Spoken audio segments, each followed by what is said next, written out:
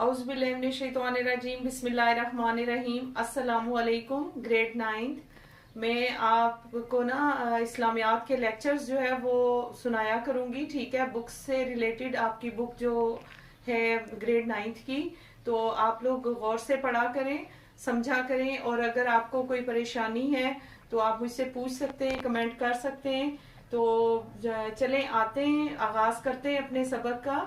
आपका पहला चैप्टर मैं स्टार्ट करने लगी हूँ, गौर से सुने। औज़ुबिल्लाहिमिनश्शैतानिर्रजीम बिस्मिल्लाहिर्रहमानिर्रहीम। तारीफ़ कुरान मजीद। लुग़वी तारीफ़। लफ्ज़ कुरान किरा, यकरा, इकरातन से माखूज़ है, जिसके लफ्ज़ी मानी पढ़ने के भी हैं और एक चीज़ को दूसरी चीज़ के साथ मिलाकर जमा करने के भी हैं। जब एक हर्फ का दूसरे हर्फ के साथ मिलाकर तलफ़्फ़ुज़ अदा किया जाए तो इसको क़िराअता पढ़ना कहते हैं।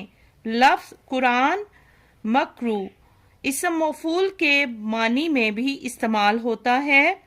इस सूरत में इसका मतलब है कि वो सहीफ़ा जो पढ़ा जाता है।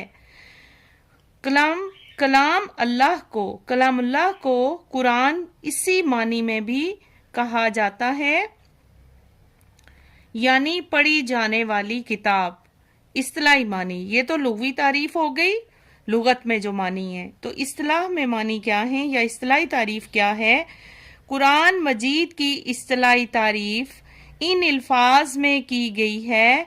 ये अल्लाह ताला का वो मोजज़ाती कलाम है जिसे हज़रत मुहम्मद सल्लल्लाहु अलैहि वसल्लम ख़ातमुन नबिय्यीन पर अरबी ज़ुबान में नाजिल किया गया, जो तहरीरी सूरत में हम तक तवातर से पहुंचा। तवातर से क्या मुराद है कि मुसलसल उतरता रहा और एक रिदम के साथ, एक तौर तरीके के साथ बतदरीज आया, एकदम से नहीं आया कुरान पाक। ठीक है, एकदम अल्लाह ताला ने नाजिल नहीं किया। कुरान पाक आपको पता है कि 23 बरस के अरसे में कुरान पाक नाजिल हुआ। इसकी तलावत इबादत का दर्जा रखती है। इसकी इब्तदा सूरह फातिहा से होती है और इसका इख्तिताम सूरतुन नास पर होता है। अल्लाह ताला ने कुरान मजीद ही में इसके कई नाम जिक्र फरमाए हैं। अल कुरान बार बार पढ़ी जाने वाली, अल फुरकान हक व बातल के दरमियान फ़र्क करने वाली, अल किताब तहरीर शुदा, अज जिक्र नसीहत करने वाली, और अल तंजील नाजिल की गई। इन 5 ज़ाती नामों के अलावा कुरान मजीद के बहुत से सिफाती नाम भी हैं। ये तो नाम आपको जो मैंने ऊपर पढ़े, अल कुरान, अल फुरकान, अल किताब, अल जिक्र और अल तंजील। इसके अलावा जो है वो 5 ज़ाती नामों के अलावा कुरान मजीद के सिफाती, वो ज़ाती नाम हैं और ये सिफाती नाम हैं, जैसे अल मुबारिका, अल हकीम, अल मुबीन। और हकीम का मानी हिकमत वाली, मुबारिक बरकत वाली, हकीम हिकमत वाली, अल मुबीन खुली हुई। अरबिया अरबी जुबान में, शिफाउन शिफा देने वाली। कुरान मजीद की फजीलत और आलमगीरियत। फजीलत, अब इसके फ़ज़ाइल क्या हैं? कुरान मजीद बहुत अज़मत वाली किताब है। कुरान मजीद का पैगाम पूरी इंसानियत के लिए है। ये आफाकी और आलमगीरी पैगाम खुदावंदी है। क़यामत तक आने वाली नस्ल इंसानी के लिए इसमें हदायत और रहनुमाई है। इस किताब हिकमत में अक्लमंदी और दानाई के ख़जाने पोशीदा हैं। कुरान मजीद मोमिनों के लिए शिफा और रहमत है।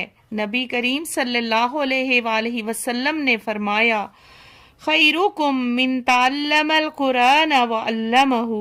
सही बुखारी 5027 जो है वो ترجمہ کیا ہے؟ تم میں سے سب سے بہتر وہ ہے جو قرآن مجید سیکھے اور دوسروں کو سکھائے۔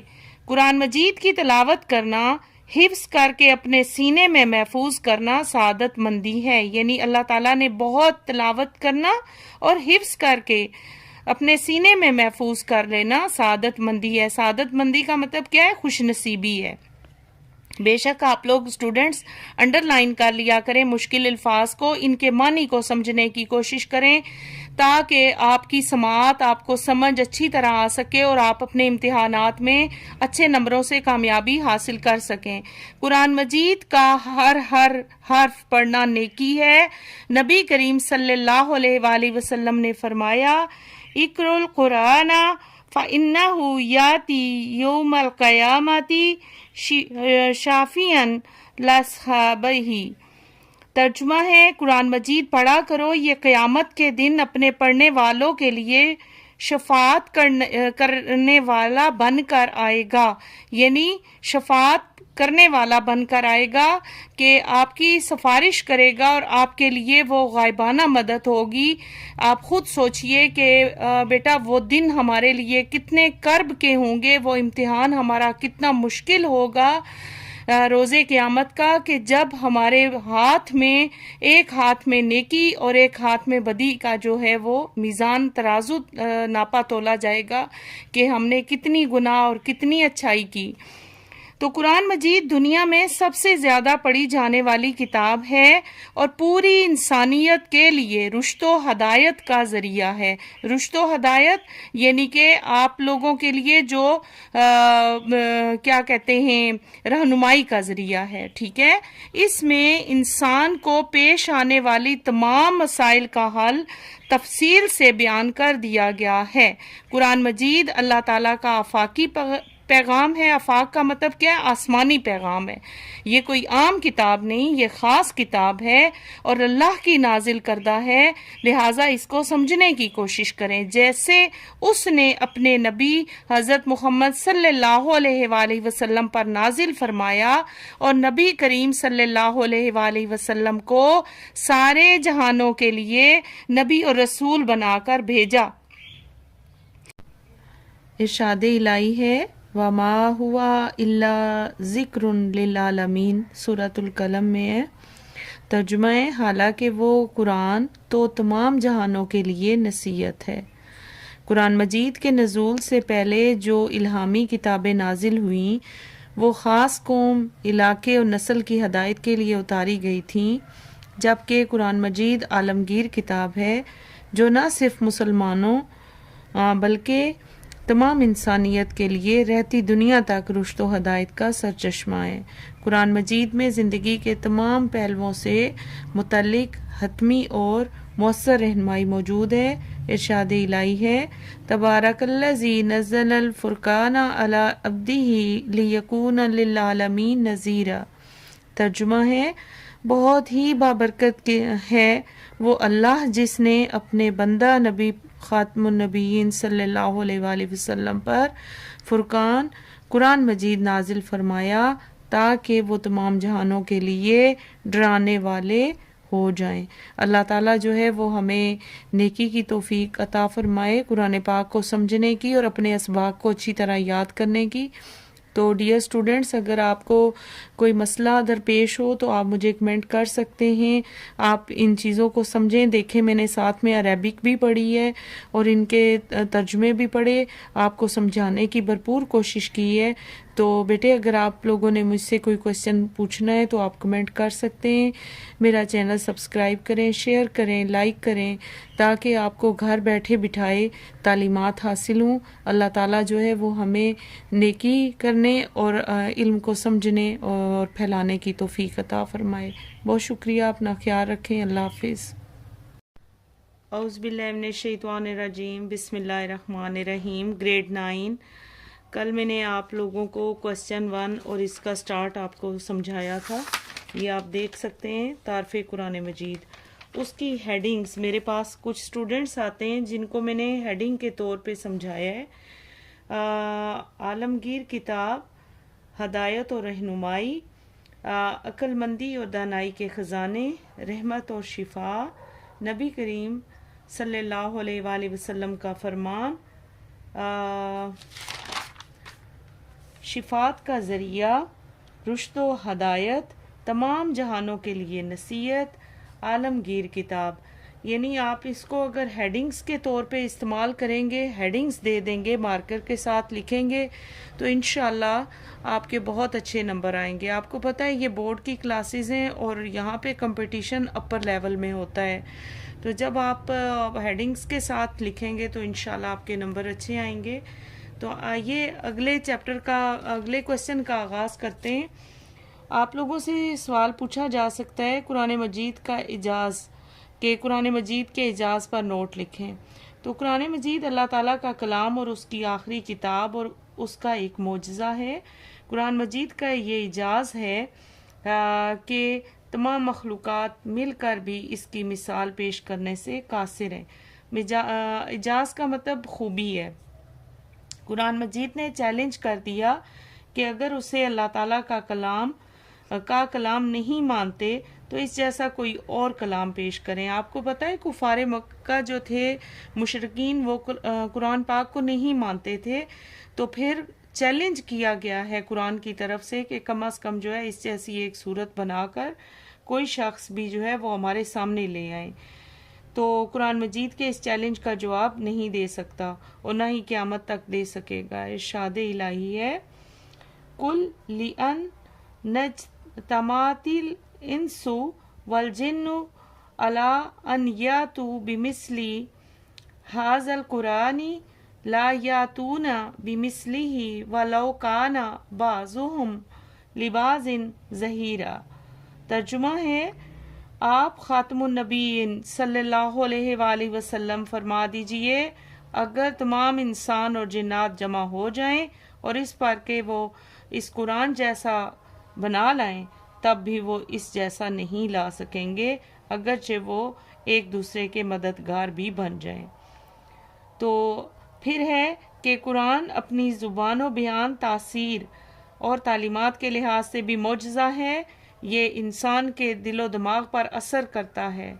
جب کوئی قاری قرآن پڑھتا ہے تو اسے سننے والا شخص خواہ قرآن مجید کو سمجھے یا نہ سمجھے، اس سے متاثر ہوئے بغیر رہ نہیں سکتا۔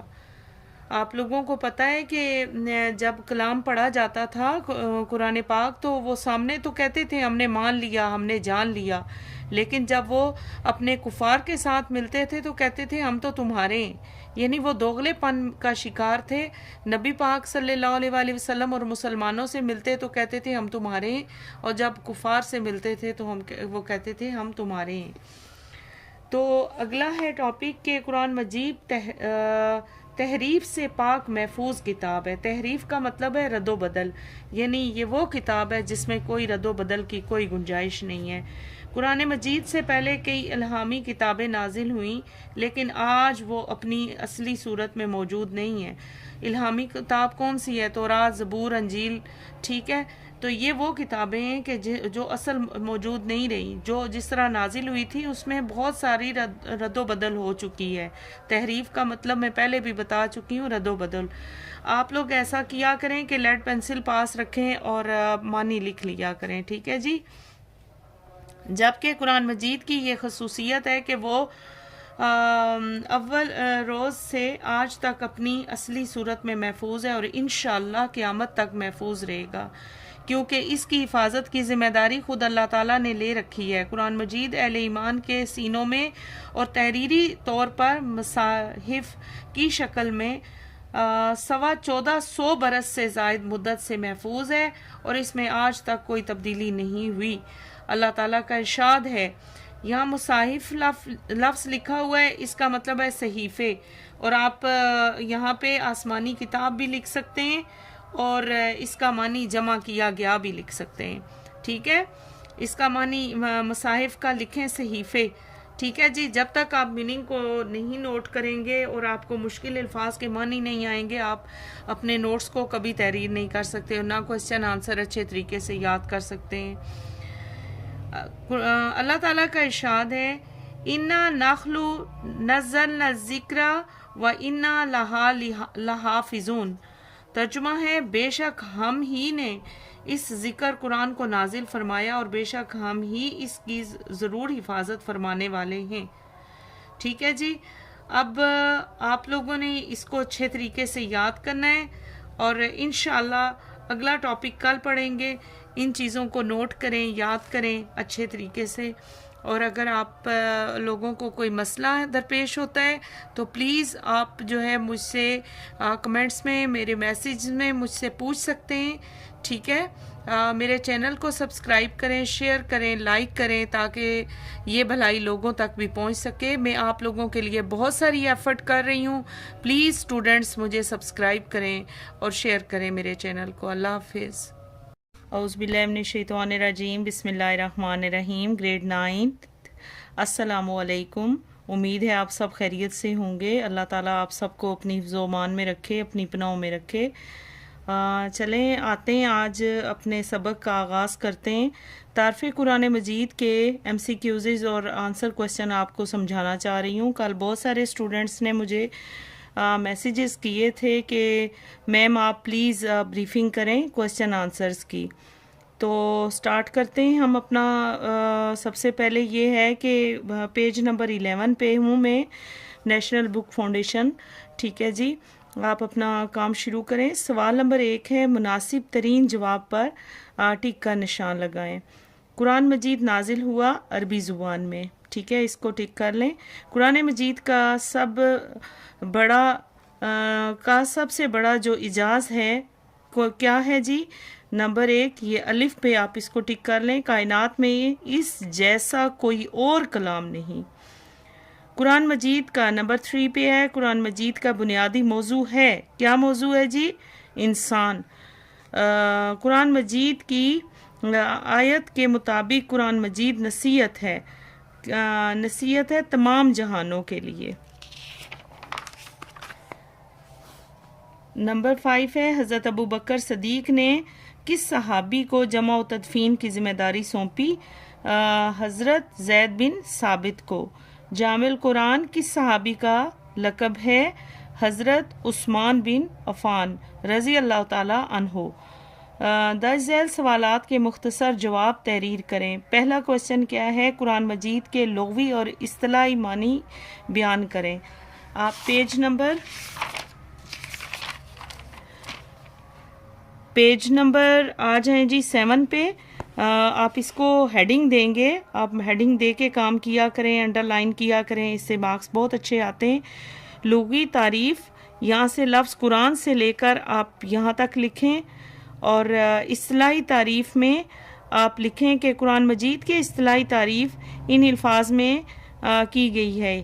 یہاں سے بے شک سٹارٹ کر لیں کہ یہ اللہ تعالیٰ کا وہ معجزاتی کلام ہے جسے حضرت محمد صلی اللہ علیہ وآلہ وسلم یا خاتم النبیین پر عربی زبان میں نازل کیا گیا، جو تحریری صورت میں ہم تک تواتر سے پہنچا۔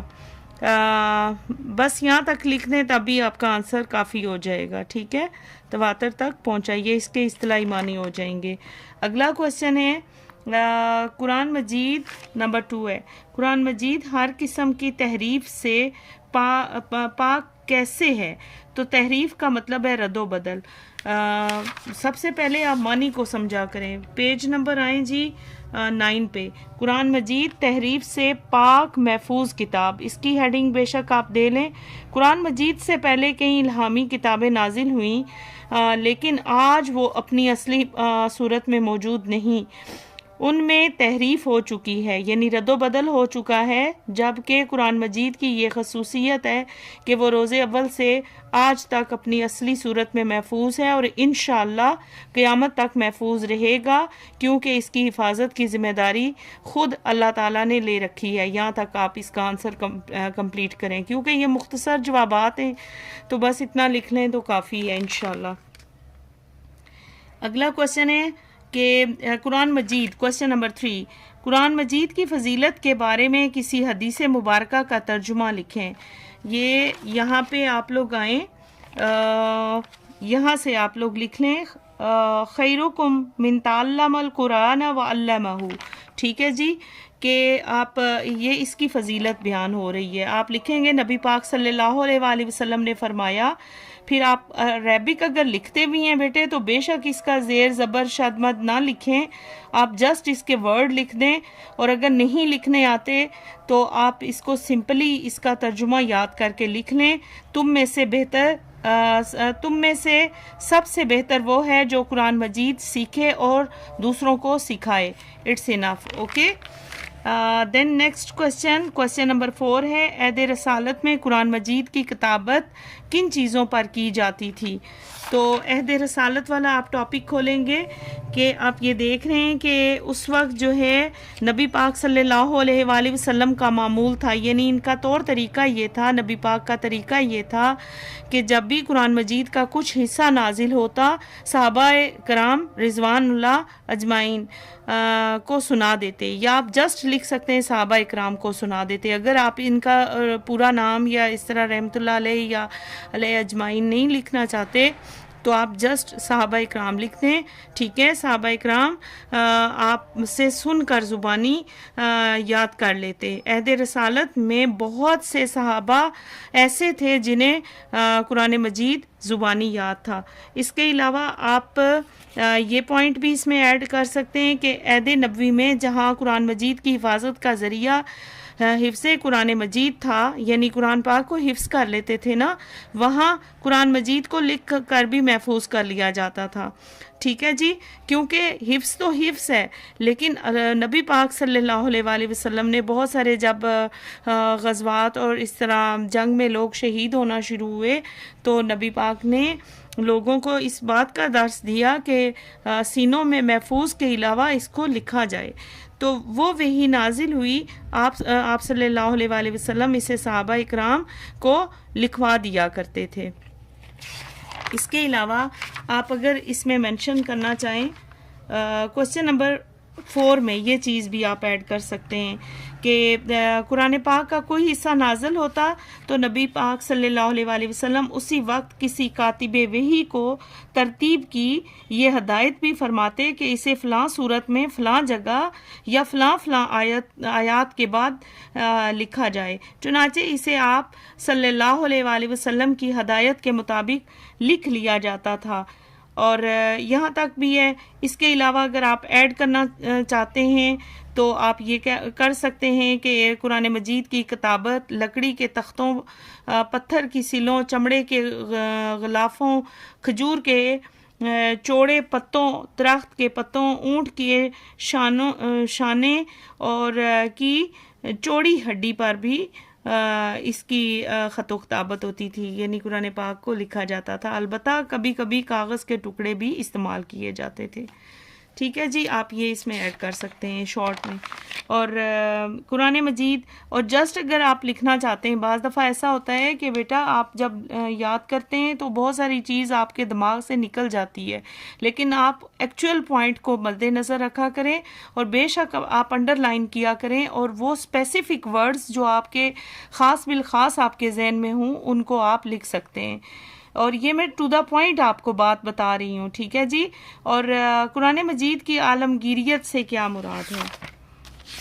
قرآن مجید کی عالمگیریت پیج نمبر آ جائیں 7 پہ آپ لکھیں گے کہ قرآن مجید کی عالمگیریت، اس کو ہیڈنگ اس طریقے سے آپ دیں گے کہ قرآن مجید بہت عظمت والی کتاب ہے. قرآن مجید کا پیغام پوری انسانیت کے لیے یہ آفاقی اور عالمگیر پیغام خداوندی ہے.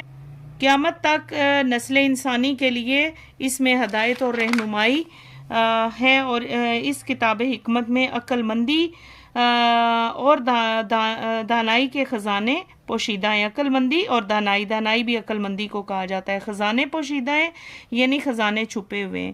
تو قرآن مجید مومنوں کے لیے شفا اور رحمت ہے. نبی پاک صلی اللہ علیہ وآلہ وسلم نے فرمایا. آپ اس میں یہ ایڈ کر سکتے ہیں. ٹھیک ہے جی. اور اس کے علاوہ عالمگیریت میں آپ یہ بھی شامل کر سکتے ہیں یہاں سے لے کر یہاں تک کہ قرآن مجید کے نزول سے پہلے جو الہامی کتابیں نازل ہوئیں وہ خاص علاقے، خاص قوم نسل کی ہدایت کے لیے اتاری گئی تھیں، جبکہ قرآن مجید عالمگیر کتاب ہے۔ عالمگیر کا مطلب ہے تمام جہان کے لیے ہے، کوئی اسپیسیفک کسی ورڈ کے لیے نہیں ہے، کوئی اسپیسیفک کسی سٹی کے لیے نہیں ہے، بلکہ یہ ہے عالمگیر کتاب جو نہ صرف مسلمانوں بلکہ تمام انسانیت کے لیے رہتی دنیا تک رشد و ہدایت کا سرچشمہ ہے۔ بس آپ یہاں تک لکھیں تو انشاءاللہ تعالیٰ آپ کے بہت اچھے مارکس آئیں گے۔ آپ لوگ بیٹا یہ سمجھیں کہ میں یہ صدقہ جاریہ کر رہی ہوں آپ سب کے لیے، بہت بڑی نیکی اللہ پاک نے مجھے جو سعادت بخشی ہے، جتنا کچھ میرے پاس خدا تعالیٰ نے علم دیا ہے، میں کہتی ہوں کہ میرے اسٹوڈنٹس مجھ سے مستفید ہوں۔ ٹھیک ہے جی، آپ اپنا بہت سارا خیال رکھیں، کوئی چیز آپ کو سمجھ نہیں آتی مجھے میسج کریں، کمنٹ کریں، میں آپ کو انشاءاللہ رپلائی کروں گی۔ اور دوسرا یہ میری 6-7 سے ریلیٹڈ اردو کی کلاسیں اور اردو کے اسباق اپلوڈ ہو رہے ہیں اسی نام سے اور اسی چینل پہ، تو آپ اگر کوئی چھوٹے بہن بھائی ہیں تو وہ مجھ سے رہنمائی حاصل کر سکتے ہیں۔ میرے چینل کو سبسکرائب کریں، شیئر کریں، لائک کریں۔ اللہ حافظ۔ اعوذ باللہ من الشیطان الرجیم، بسم اللہ الرحمن الرحیم۔ السلام علیکم عزیز طلباء و طالبات، امید ہے آپ سب خیریت سے ہوں گے۔ اللہ تعالیٰ آپ سب کو اپنی حفظ و امان میں رکھے، اپنی حفاظت میں رکھے۔ میرا چینل سبسکرائب کیا کریں، شیئر کیا کریں تاکہ باقی اسٹوڈنٹس کا بھی بھلا ہو اور ان کو بھی گائیڈنس ملے۔ میں نے آپ لوگوں کو شارٹ آنسرز کروائے تھے گریڈ 9 کے لیے اسلامیات کے، آج جو ہے وہ لانگ آنسرز کرواتی ہوں۔ سوال نمبر 3 ہے یہ، درج ذیل سوالات کے تفصیلی جواب تحریر کریں۔ تو پہلا کوشچن ہے قرآن مجید کی عظمت اور فضیلت بیان کریں۔ اس کا آنسر آپ یہاں سے کریں گے۔ عظمت و فضیلت جو ہے پیج نمبر آ جائیں 4 پہ، یہاں سے آپ سٹارٹ کریں گے قرآن مجید کی عظمت و فضیلت، اس کی ہیڈنگ دے دیں گے۔ جی بیٹا یہ پیج نمبر 7 ہے، قرآن مجید کی فضیلت اور اہمیت، آپ اس کی ہیڈنگ دیں گے یہاں سے لے کر نا، پیج 7 سے آپ اس کا آنسر یہاں تک لکھیں گے، یہاں تک پیج نمبر 9 تک۔ بیچ میں جو ہیڈنگز ہیں بعض دفعہ کوئی یاد رہتا ہے، کوئی آیت مبارکہ لازمی لکھنی ہے، آپ عربی تو نہیں لکھ سکتے، اور بہت اچھے جو بچے ہیں اگر وہ عربک لکھنا بھی چاہیں لیکن زیر زبر شت مت بے شک نہ لکھیں، اور کوشش کریں کہ آپ لوگ ترجمے لکھ لیں، ٹھیک ہے، خالی ترجمہ اچھی طرح یاد کر لیا کریں اور ہیڈنگز کے ساتھ لکھیں۔ آپ کو پتہ ہے ہیڈنگز کے بہت اچھے مارکس ہوتے ہیں۔ کوسچن نمبر 2 ہے کہ عہد رسالت مآب صلی اللہ علیہ وآلہ وسلم میں جمع و تدفین قرآن مجید کے لیے کون کون سے اقدامات کیے گئے، مفصل تحریر کریں۔ کوسچن نمبر 2 جو ہے وہ عہد رسالت ہے، آپ یہ بیٹا جی ہیڈنگ دیں گے پہلا مرحلہ، اور ساتھ ہی ایڈ کریں گے عہد رسالت میں جمع و تدفین قرآن مجید، پیج نمبر 9 پہ ہے، یہ ہیڈنگ دیں گے عہد رسالت میں جمع قرآن مجید بذریعہ حفظ، پھر اس کے بعد آپ لکھیں گے نمبر 2 عہد رسالت میں جمع قرآن بذریعہ کتابت، ٹھیک ہے۔ یہ میں پک بنا رہی ہوں، آپ ویڈیو بنا رہی ہوں تو آپ دیکھ لیں میرا بیٹا، یہاں تک آپ اس کا آنسر ڈسکرائب کریں گے، ٹھیک ہے جی، پیج نمبر 10 تک ہے، یہاں تک آپ لکھیں، کافی ہو جائے گا۔ پھر ہے کوسچن نمبر 3، حضرت ابو بکر صدیق کے عہد خلافت میں تدفین قرآن مجید کے لیے اختیار کردہ طریقہ کار کی وضاحت لکھیں۔ آپ یہاں سے سٹارٹ کریں گے، آپ لکھیں گے حضرت ابو بکر کے عہد خلافت میں جمع و تدفین قرآن مجید، پیج نمبر 10 پہ ہے، یہاں سے لے کر آپ یہاں تک اس کا آنسر لکھیں گے، اور اگر آپ یہاں سے چاہیں تو آپ اس کو ہیڈنگ کے ساتھ بھی لکھ سکتے ہیں، اور نہیں اگر ہیڈنگ لکھنی تو آپ اسی طرح اس کو لکھ لیں، ٹھیک ہے جی، کہ جیسے جسٹ لائک ہے کہ حضرت محمد خاتم النبیین کے عہد میں قرآن مجید کو ایک مصحف میں جمع نہیں کیا گیا، یعنی ایک صحیفے میں نہیں جمع کیا گیا تھا، اور اسے مکتوب کا مطلب ہوتا ہے کتابت کی شکل میں، ٹھیک ہے۔ تو جس طرح آپ لکھنا چاہیں آپ اس کو لکھ سکتے ہیں، ٹھیک، آپ کا آنسر جو ہے وہ ایگزیکٹ ہوگا، کریکٹ ہوگا انشاءاللہ۔ اگلا ہے حضرت عثمان غنی کے عہد خلافت میں جمع و تدفین قرآن مجید کے لیے اقدامات کا جائزہ لیں۔ یہاں اس کا آنسر آپ یہاں سے لکھیں گے۔ تیسرا مرحلہ نہ بھی لکھیں تو آپ لکھیں حضرت عثمان کے عہد خلافت میں جمع و تدفین قرآن مجید، یہاں سے لے کر آپ یہاں تک اس کو ڈسکرائب کر دیں۔ تو بے شک بیچ میں آپ کو اگر شعر یاد نہیں رہتا تو مت ایڈ کریں، ٹھیک ہے۔ اور یہ جیسے ہیڈنگس ہیں پوائنٹ 1، پوائنٹ 2، پوائنٹ 3، پوائنٹ 4، یہ بے شک آپ مارکر کے ساتھ لکھ دیں، اس کو بھی مارکر کے ساتھ ہیڈنگ دیں اور اچھی طریقے سے خوبصورتی سے لکھیں، ٹھیک ہے بیٹے۔ اس کا میں نے کریکٹ آنسرز بھی بتا دیے تھے۔ تو آج ہمارا یہ چیپٹر ختم ہوتا ہے۔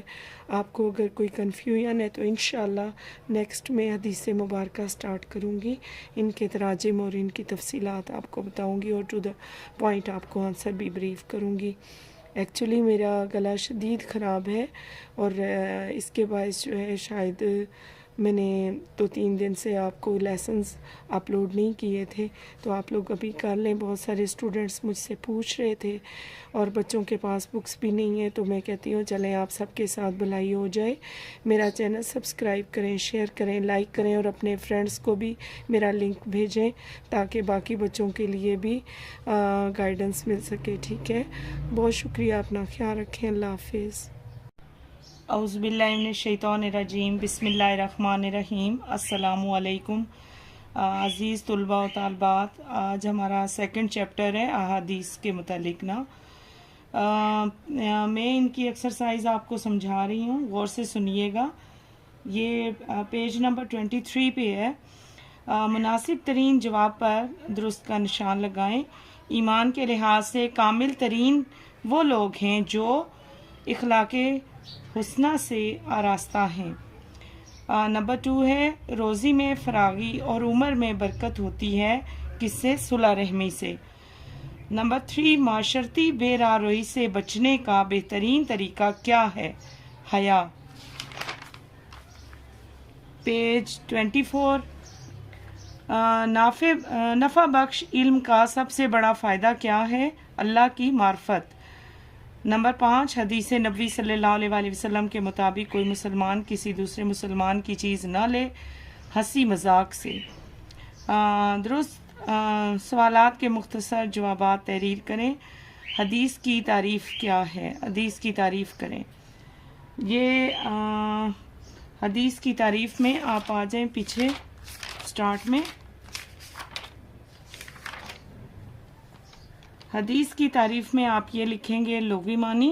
حدیث کا لغوی معنی جو ہے وہ کوئی نئی بات کرنا، کوئی خبر یا کوئی بیان وغیرہ کے ہیں۔ اصطلاحی معنی رسول اللہ صلی اللہ علیہ وآلہ وسلم کے اقوال و افعال کو حدیث کہتے ہیں، ٹھیک ہے۔ بس یہ اتنا ہی آپ نے لکھنا ہے تو آپ کا جواب مکمل ہو جائے گا۔ اگلا کوشچن ہے کہ حدیث کی اقسام بیان کریں۔ سٹارٹ میں آئیں گے پیج 13 پہ۔ حدیث کی اقسام ہیں 3، حدیث قولی، حدیث فعلی اور حدیث تقریری۔ پھر آپ اس کے جو ہے وہ ایکسپلینیشن میں لکھیں گے حدیث قولی کہ وہ تمام تر روایات جن میں نبی پاک نے کسی کام کے کرنے کا حکم دیا ہو، قولی حدیث کہلاتی ہے۔ حدیث فعلی ایسی روایات جن میں نبی پاک کے فعل کا تذکرہ ہو، حدیث فعلی کہلاتی ہے۔ اور حدیث تقریری ایسی روایات جن میں رسول اکرم کے صحابہ کا وہ عمل درج ہو جو نبی پاک صلی اللہ علیہ وآلہ وسلم کے سامنے کیا گیا ہو اور وہ آپ نے اس سے منع نہ فرمایا، اسے حدیث تقریری کہتے ہیں، ٹھیک ہے جی۔ یہاں تک اس کا جواب مکمل ہوا۔ اگلا کوشچن ہے کہ حیا اور ایمان کا آپس میں کیا تعلق ہے؟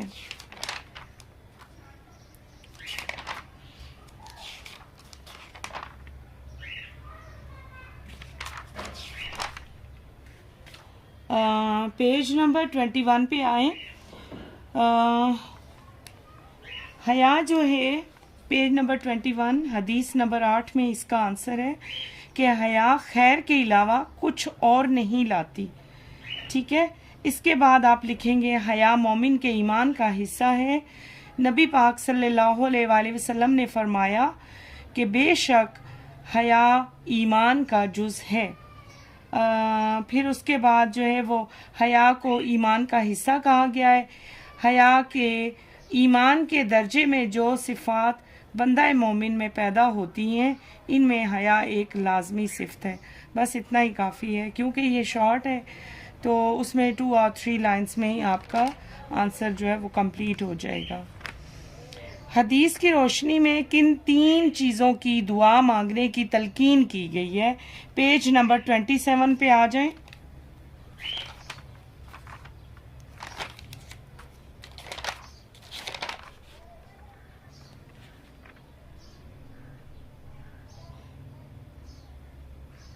جی پیج 22۔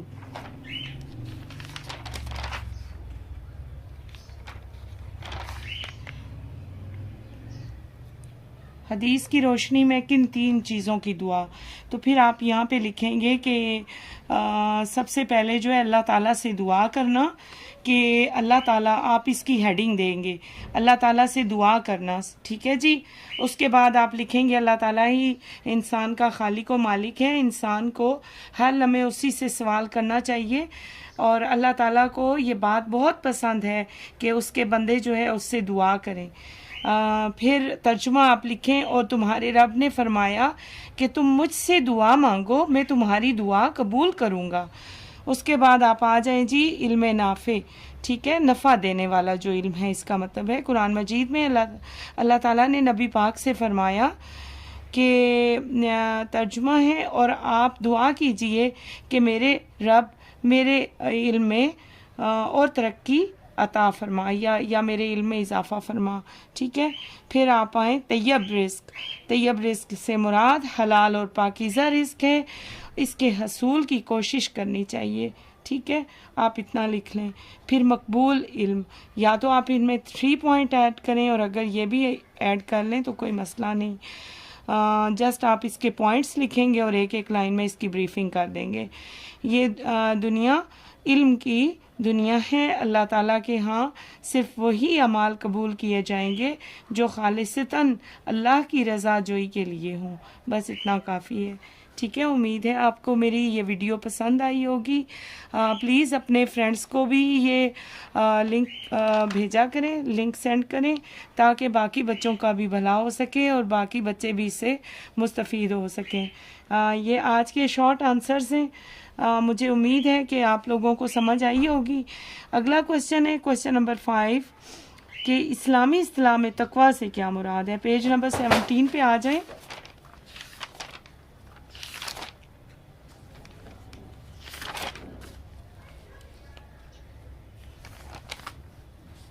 کوشچن ہے آپ کا اسلامی اصطلاح میں تقویٰ سے کیا مراد ہے؟ جی تو آپ اس کا یہاں سے لکھیں تقویٰ۔ تقویٰ کیا چیز ہے؟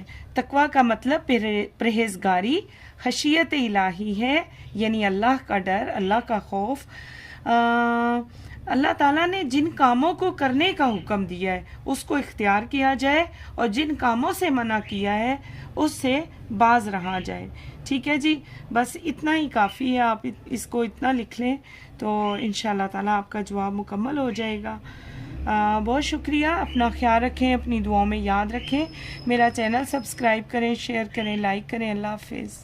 بسم اللہ من الشیطان الرجیم، بسم اللہ الرحمن الرحیم۔ گریڈ 9، السلام علیکم۔ میں نے آپ کو چیپٹر 2 احادیث سے متعلق جو چیپٹر ہے اس کے شارٹ آنسرز کروائے تھے، آج لانگ کروا رہی ہوں، غور سے سنیے گا۔ کوشچن ہے آپ کا، حدیث کی دینی حیثیت اور اہمیت بیان کریں۔ تو آپ لوگ یہاں سٹارٹ میں آئیں، حدیث کی دینی اہمیت اور اس کی حیثیت، آپ اس کا ہیڈنگ دیں گے، یہاں سے آپ آنسر سٹارٹ کریں گے کہ قرآن ہمارے لیے حجت ہے، اسی طرح حدیث بھی حجت ہے، یہاں سے آپ سٹارٹ کریں گے اور یہاں تک اس کا آنسر لکھیں گے کہ اس آیت مبارکہ میں چند اصول بیان کیا گیا ہے، اہم اصول، اور اس کا اطلاق جو ہے آج کے زمانے میں کرنے کے لیے قرآن مجید کے ساتھ نبی کی سنت کی اتباع یقینی بنانا ضروری ہے، یہاں تک اس کی بریفنگ کر لیں گے، ٹھیک ہے، آپ کا آنسر کمپلیٹ ہو جائے گا۔ پیج نمبر بتا دیتی ہوں صفحہ نمبر 13 سے 14 تک ہے. کوشچن نمبر 2 ہے کہ احادیث نبویہ میں کن اخلاقی اوصاف کی تعلیم دی گئی ہے، وضاحت کریں. پیج نمبر 15 اوپن کریں. پیج نمبر 15 14 اور 15 میں اس کا آنسر دیا گیا ہے کہ حدیث نبویہ میں کن اخلاقی اوصاف، یہ نبی پاک صلی اللہ علیہ وآلہ وسلم کی اوصاف یہاں بیان کی گئی ہیں. سب سے پہلے آپ لکھیں گے یہاں سے عربک میں جو لکھا ہوا ہے اس کے ٹرانسلیشن سے سٹارٹ کریں گے کہ مومنوں میں ایمان کے لحاظ سے کامل ترین وہ لوگ ہیں جن کا اخلاق اچھا ہو، اور ان میں بہترین لوگ وہ ہیں جو اپنی عورتوں کے ساتھ بہتر ہیں.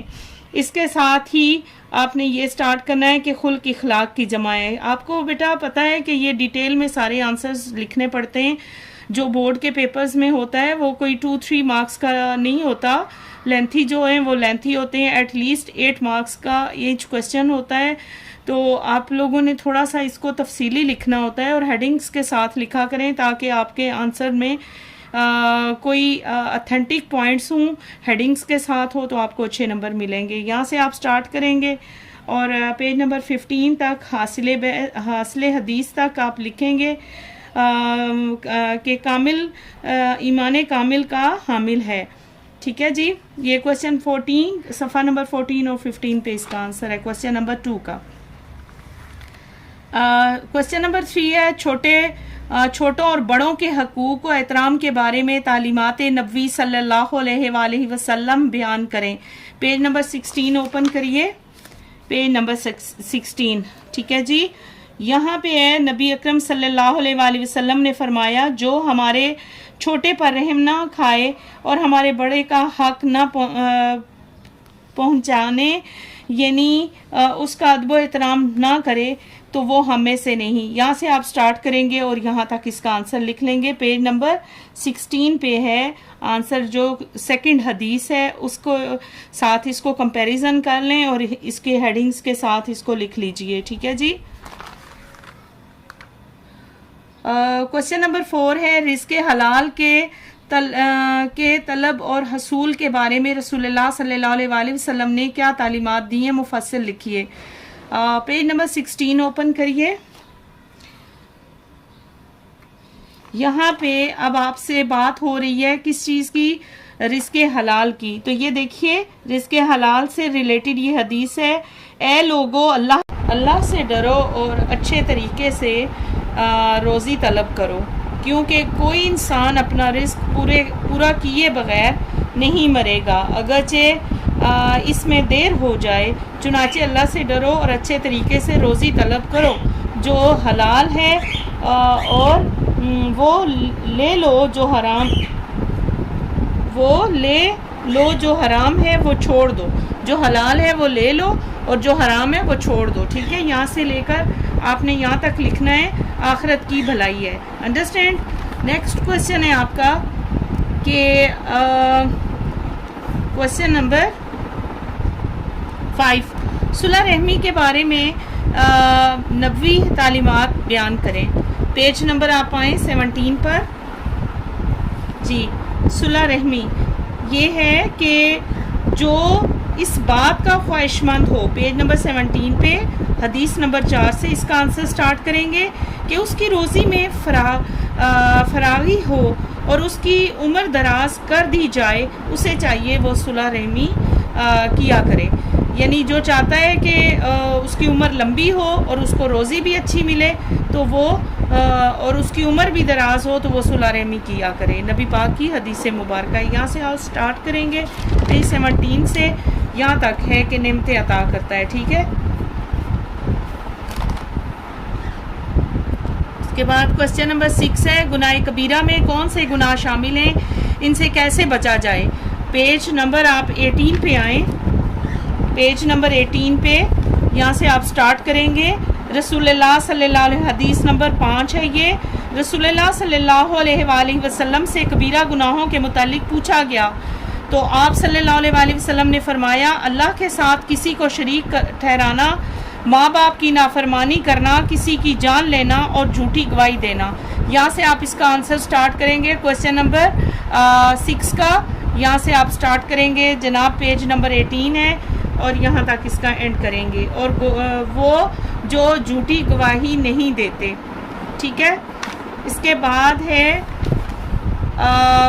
احادیث نبویہ میں دی گئی تعلیمات میں آپ کن پر عمل کرتے ہیں روزمرہ زندگی میں، ان کی مثالیں۔ تو پیج نمبر 19 ہے، پیج نمبر 19 پہ آپ آئیں۔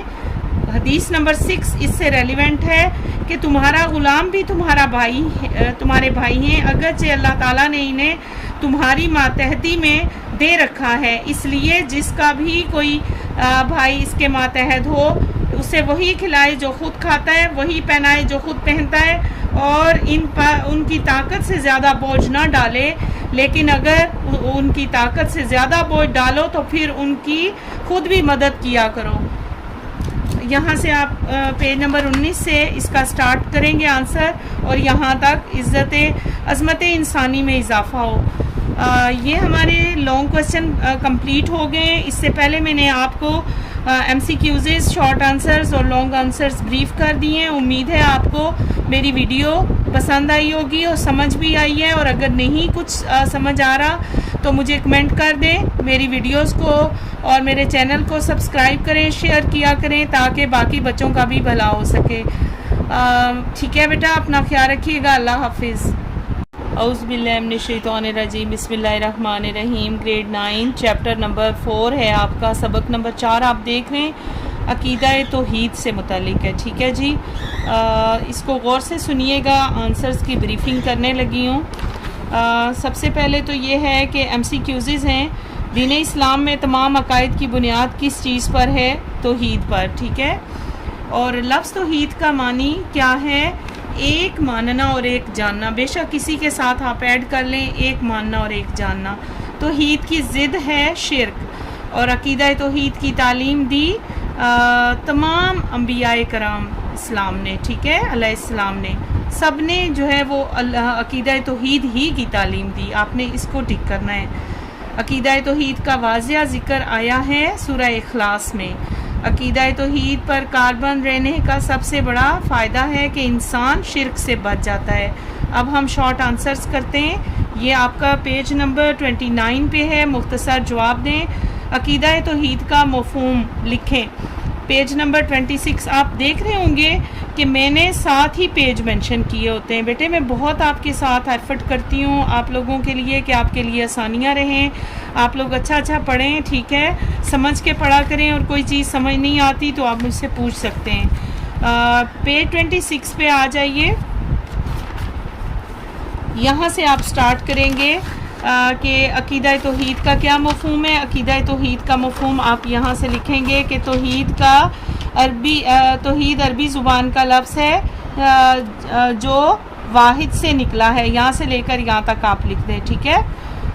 اور اس کے بعد ہے شرک کسے کہتے ہیں، پیج 27 پہ آ جائیے۔ شرک کسے کہتے ہیں آپ لکھیں گے کہ توحید کی ضد جو ہے وہ شرک ہے، یا یہاں سے سٹارٹ کر لیں۔ شرک کے معنی حصہ داری اور ساجھے پن کے ہیں، اور اسلامی اصطلاح میں اس سے مراد ہے کہ اللہ کی ذات و صفات اور اختیارات میں کسی کو شریک ٹھہرانا شرک کہلاتا ہے، ٹھیک ہے، یہ اپنے پاس سے ایڈ کر لیجئے کہ شرک کہلاتا ہے۔ آخر ہر ٹاپک کی اور ہر آنسرز کو کسی سیکوینس سے لکھا جاتا ہے نا۔ اگلا کویسچن ہے وجود باری تعالیٰ کی کوئی سی 2 نشانیاں لکھیں۔ تو پیج نمبر 27 پہ آ جائیے، یہ آپ دیکھ رہے ہیں کہ میں نے اس کے ساتھ ہی آنسر کے ساتھ ہی پیج مینشن کیا ہوتا ہے۔ پیج 27 آپ کو پڑھنے میں آسانی ہوگی۔ سوال ہے آپ کا وجود باری تعالیٰ کی 2 نشانیاں، تو اس میں آپ لکھیں گے کہ وجود باری تعالیٰ کی 2 نشانیاں یا 2 صفات کون سی ہیں۔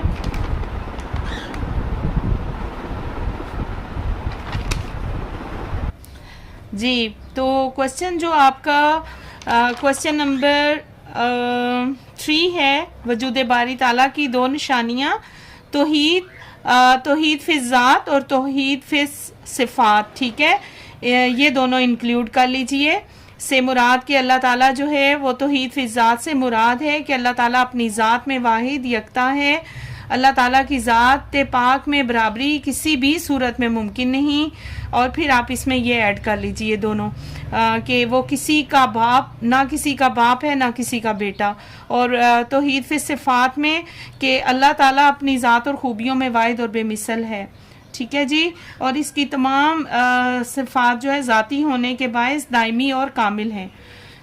بس اس میں 2-3 لائنیں یہاں سے ایڈ کر لیں. پیج نمبر 27 پہ ہے. ٹھیک ہے. اور پھر اس کے بعد ہے شرک کی مذمت کے بارے میں کسی ایک آیت مبارکہ کا ترجمہ لکھیں. پیج 27 پہ آ جائیں. شرک کے بارے میں یہ ہے جی آیت مبارکہ جو اللہ کا بیان ہوتا ہے وہ قرآن پاک کی آیت ہوتی ہے، یہ یاد رکھیے گا. تو آپ پہلے ایڈ کریں گے شرک کی مذمت کے بارے میں آیت. ٹھیک ہے. اس کا اگر آپ عربک لکھنے میں آپ کو پریشانی ہے تو آپ اس کا خالی ترجمہ لکھ لیں.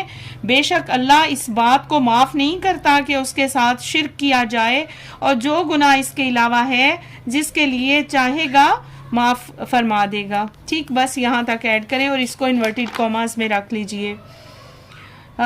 کوسچن نمبر 5 ہے عقیدہ توحید کے بارے میں کسی ایک حدیث مبارکہ کا ترجمہ لکھیے. پیج 26 پہ آ جائیے.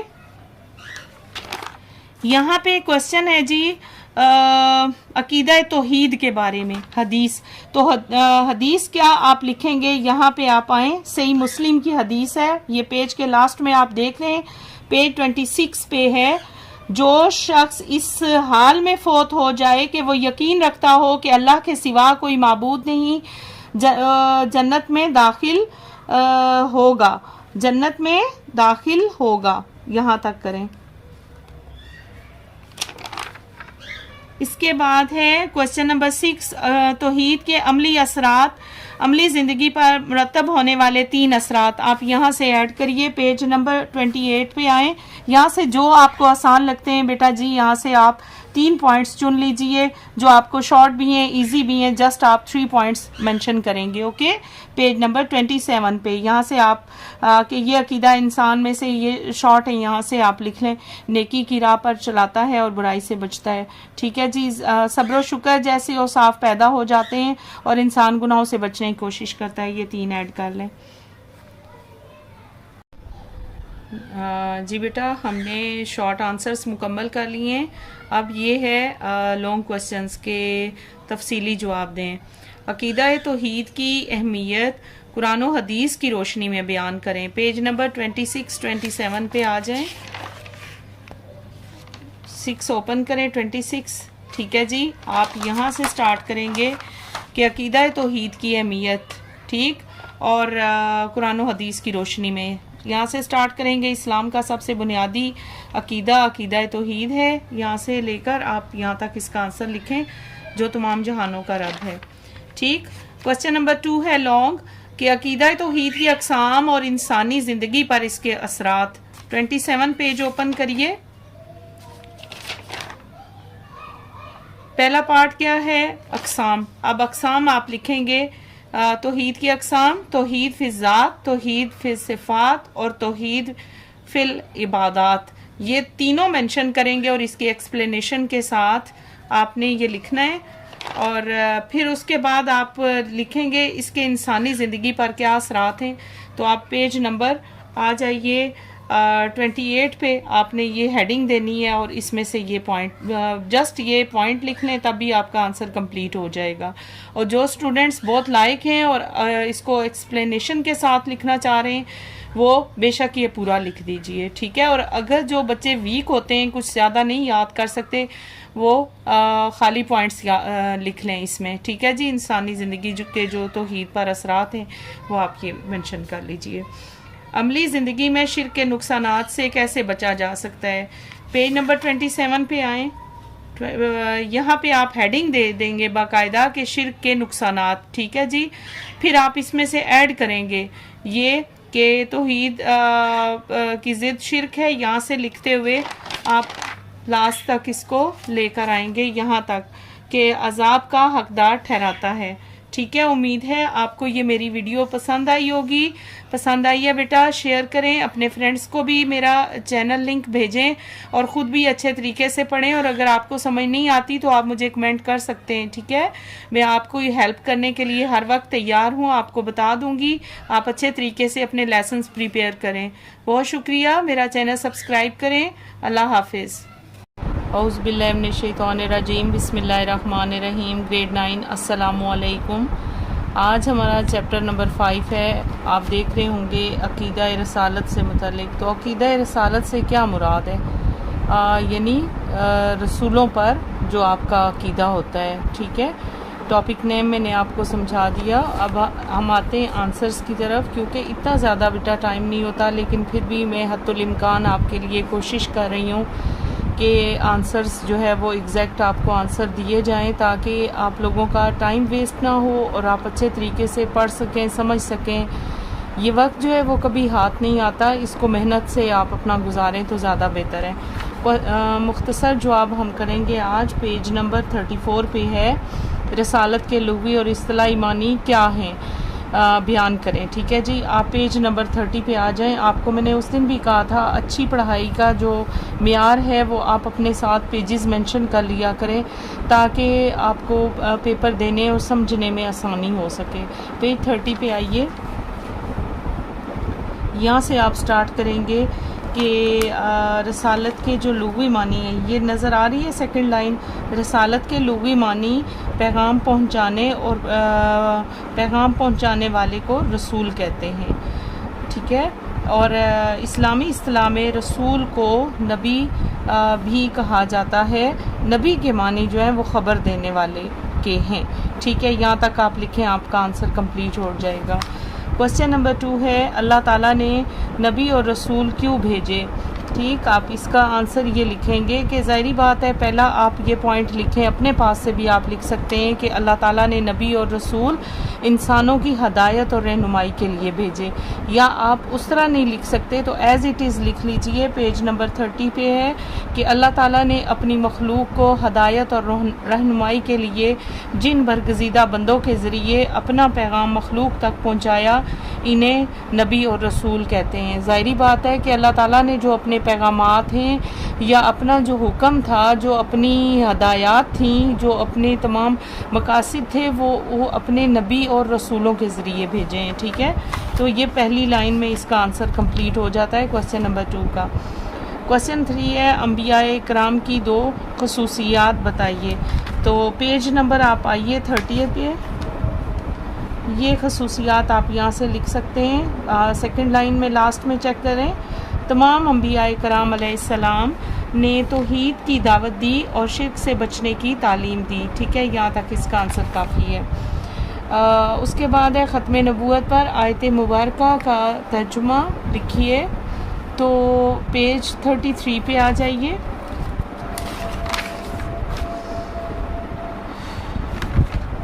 یہاں سے آپ سٹارٹ کریں گے. ارشاد باری تعالیٰ ہے، ترجمہ، نہیں ہے محمد خاتم النبیین صلی اللہ علیہ وآلہ وسلم تمہارے مردوں میں سے کسی کے باپ، لیکن وہ اللہ کے رسول اور خاتم النبیین ہیں. ٹھیک ہے جی، آپ یہاں تک اس کو لکھ دیں، آپ کا آنسر کمپلیٹ ہو جائے گا. جی بیٹے، اب ہم نا تفصیلی جواب سمجھنے لگے ہیں. ٹھیک ہے، غور سے سنیں. سوال نمبر 1 ہے کہ اسلام میں عقیدہ رسالت کی اہمیت قرآن و حدیث کی روشنی میں بیان کریں. پیج 30 پہ آئیں. عقیدہ رسالت کی جو اہمیت ہے، آپ یہاں سے یہاں تک اس کا آنسر لکھیں. ہیڈنگز کے ساتھ لکھا کریں. پیج 30 پہ ہے. پہلے آپ دیں گے اہمیت و ضرورت، یا اپنے کوسچن کے مطابق آپ اس کو لکھیں کہ اسلام میں عقیدہ رسالت کی اہمیت قرآن و حدیث کی روشنی میں. تو پھر آپ اس کا آنسر یہاں تک رپلائی کریں. اور بہتر یہی ہے کہ یہ والی آیت بھی ایڈ کر لیجئے. ٹھیک ہے، سائٹ پہ ہے ادھر لکھی ہوئی، پیج 30 پہ. اس کے بعد ہے عقیدہ ختم نبوت اور عملی زندگی میں اس کے تقاضے. پیج 32 پہ چلیں.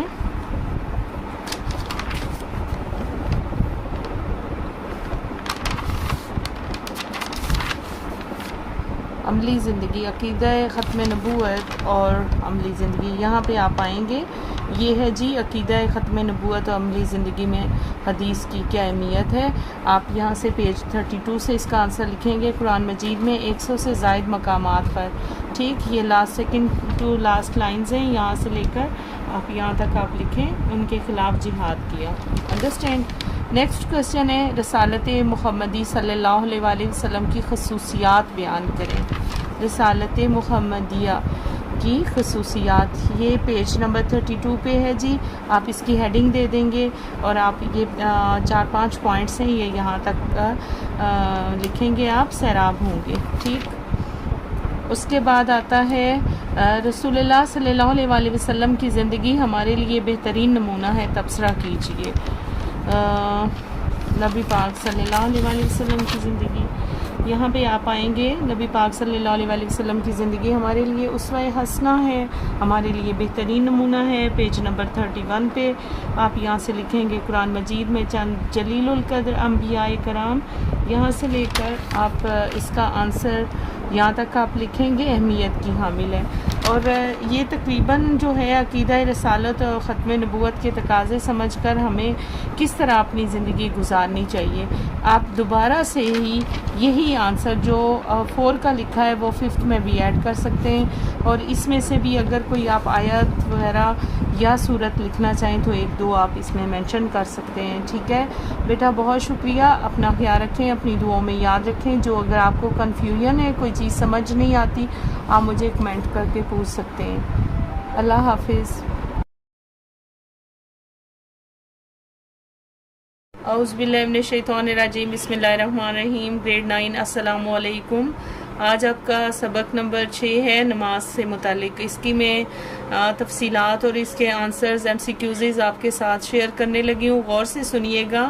اور اس سے پہلے کہ میں آپ کو 12 مرتبہ یہ عرض کر چکی ہوں کہ میرے اسباق کی جو تفصیلات ہیں یا اس سے متعلق آپ اپنے دوست احباب سے بھی کہیں کہ میم جو ہے وہ YouTube چینل پر پڑھا رہی ہیں، انہیں لنک شیئر کریں تاکہ ان لوگوں کا بھی بھلا ہو. پلیز یہ چیز صدقہ جاریہ سمجھ کر شیئر کیجئے. تو سبق کی طرف آتے ہیں. سب سے پہلے ہے صحیح کا انتخاب کریں. آپ لوگ دیکھ رہے ہیں ارکان اسلام میں ایمان کے بعد اہم ترین رکن جو ہے وہ نماز ہے. نماز کی کنجی ہے، کیا چیز ہے؟ پاکی، وضو. اور نماز کا بنیادی مقصد ہے اللہ کا ذکر. بندہ اللہ کے سب سے زیادہ قریب ہوتا ہے کس وقت ہوتا ہے؟ سجدے کی حالت میں. نماز کا سب سے بڑا معاشرتی فائدہ ہے نظم و ضبط کی پابندی، یعنی نظم و ضبط کی پابندی. ٹھیک ہے جی. اس کے بعد ہے مختصر جوابات. اسلام میں نماز سے کیا مراد ہے؟ آپ اس کا آنسر پیج نمبر 35 پر موجود ہے. آپ یہاں سے اس کو بے شک سٹارٹ کر لیں کہ نماز جو ہے وہ اسلام کے 5 ارکان میں سے توحید کے بعد جو ہے سب سے پہلا فرض ہے، یہاں تک مصروف نظر آتی ہے. یہ آپ کا شارٹ 1 ہو گیا. ٹھیک ہے. اس کے بعد ہے نماز کی اہمیت. ایک آیت مبارکہ کا ترجمہ کریں. پیج 35 پر اس کا آنسر ہے. یہاں سے آپ لکھیں گے ترجمہ میں واقیم الصلاۃ وآتوا الزکوٰۃ وارکعوا مع الراکعین، سورہ بقرہ میں ہے. اور نماز قائم کرو اور زکوٰۃ ادا کیا کرو اور رکوع کرو رکوع کرنے والوں کے ساتھ. بس اتنا کافی ہے. اس کے بعد ہے کوسچن نمبر 3، باجماعت نماز کی اہمیت پر حدیث مبارکہ میں کیا تعلیم دی گئی ہے؟ پیج نمبر 36 پہ دیکھیے.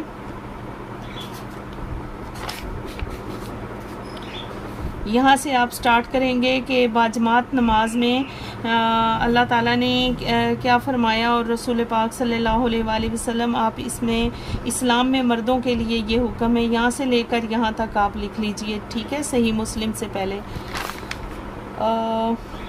اس کے بعد ہے اگلا کوسچن، نماز کا بنیادی فلسفہ کیا ہے؟ کوسچن نمبر 4، نماز کا بنیادی فلسفہ پیج نمبر 37 پر موجود ہے.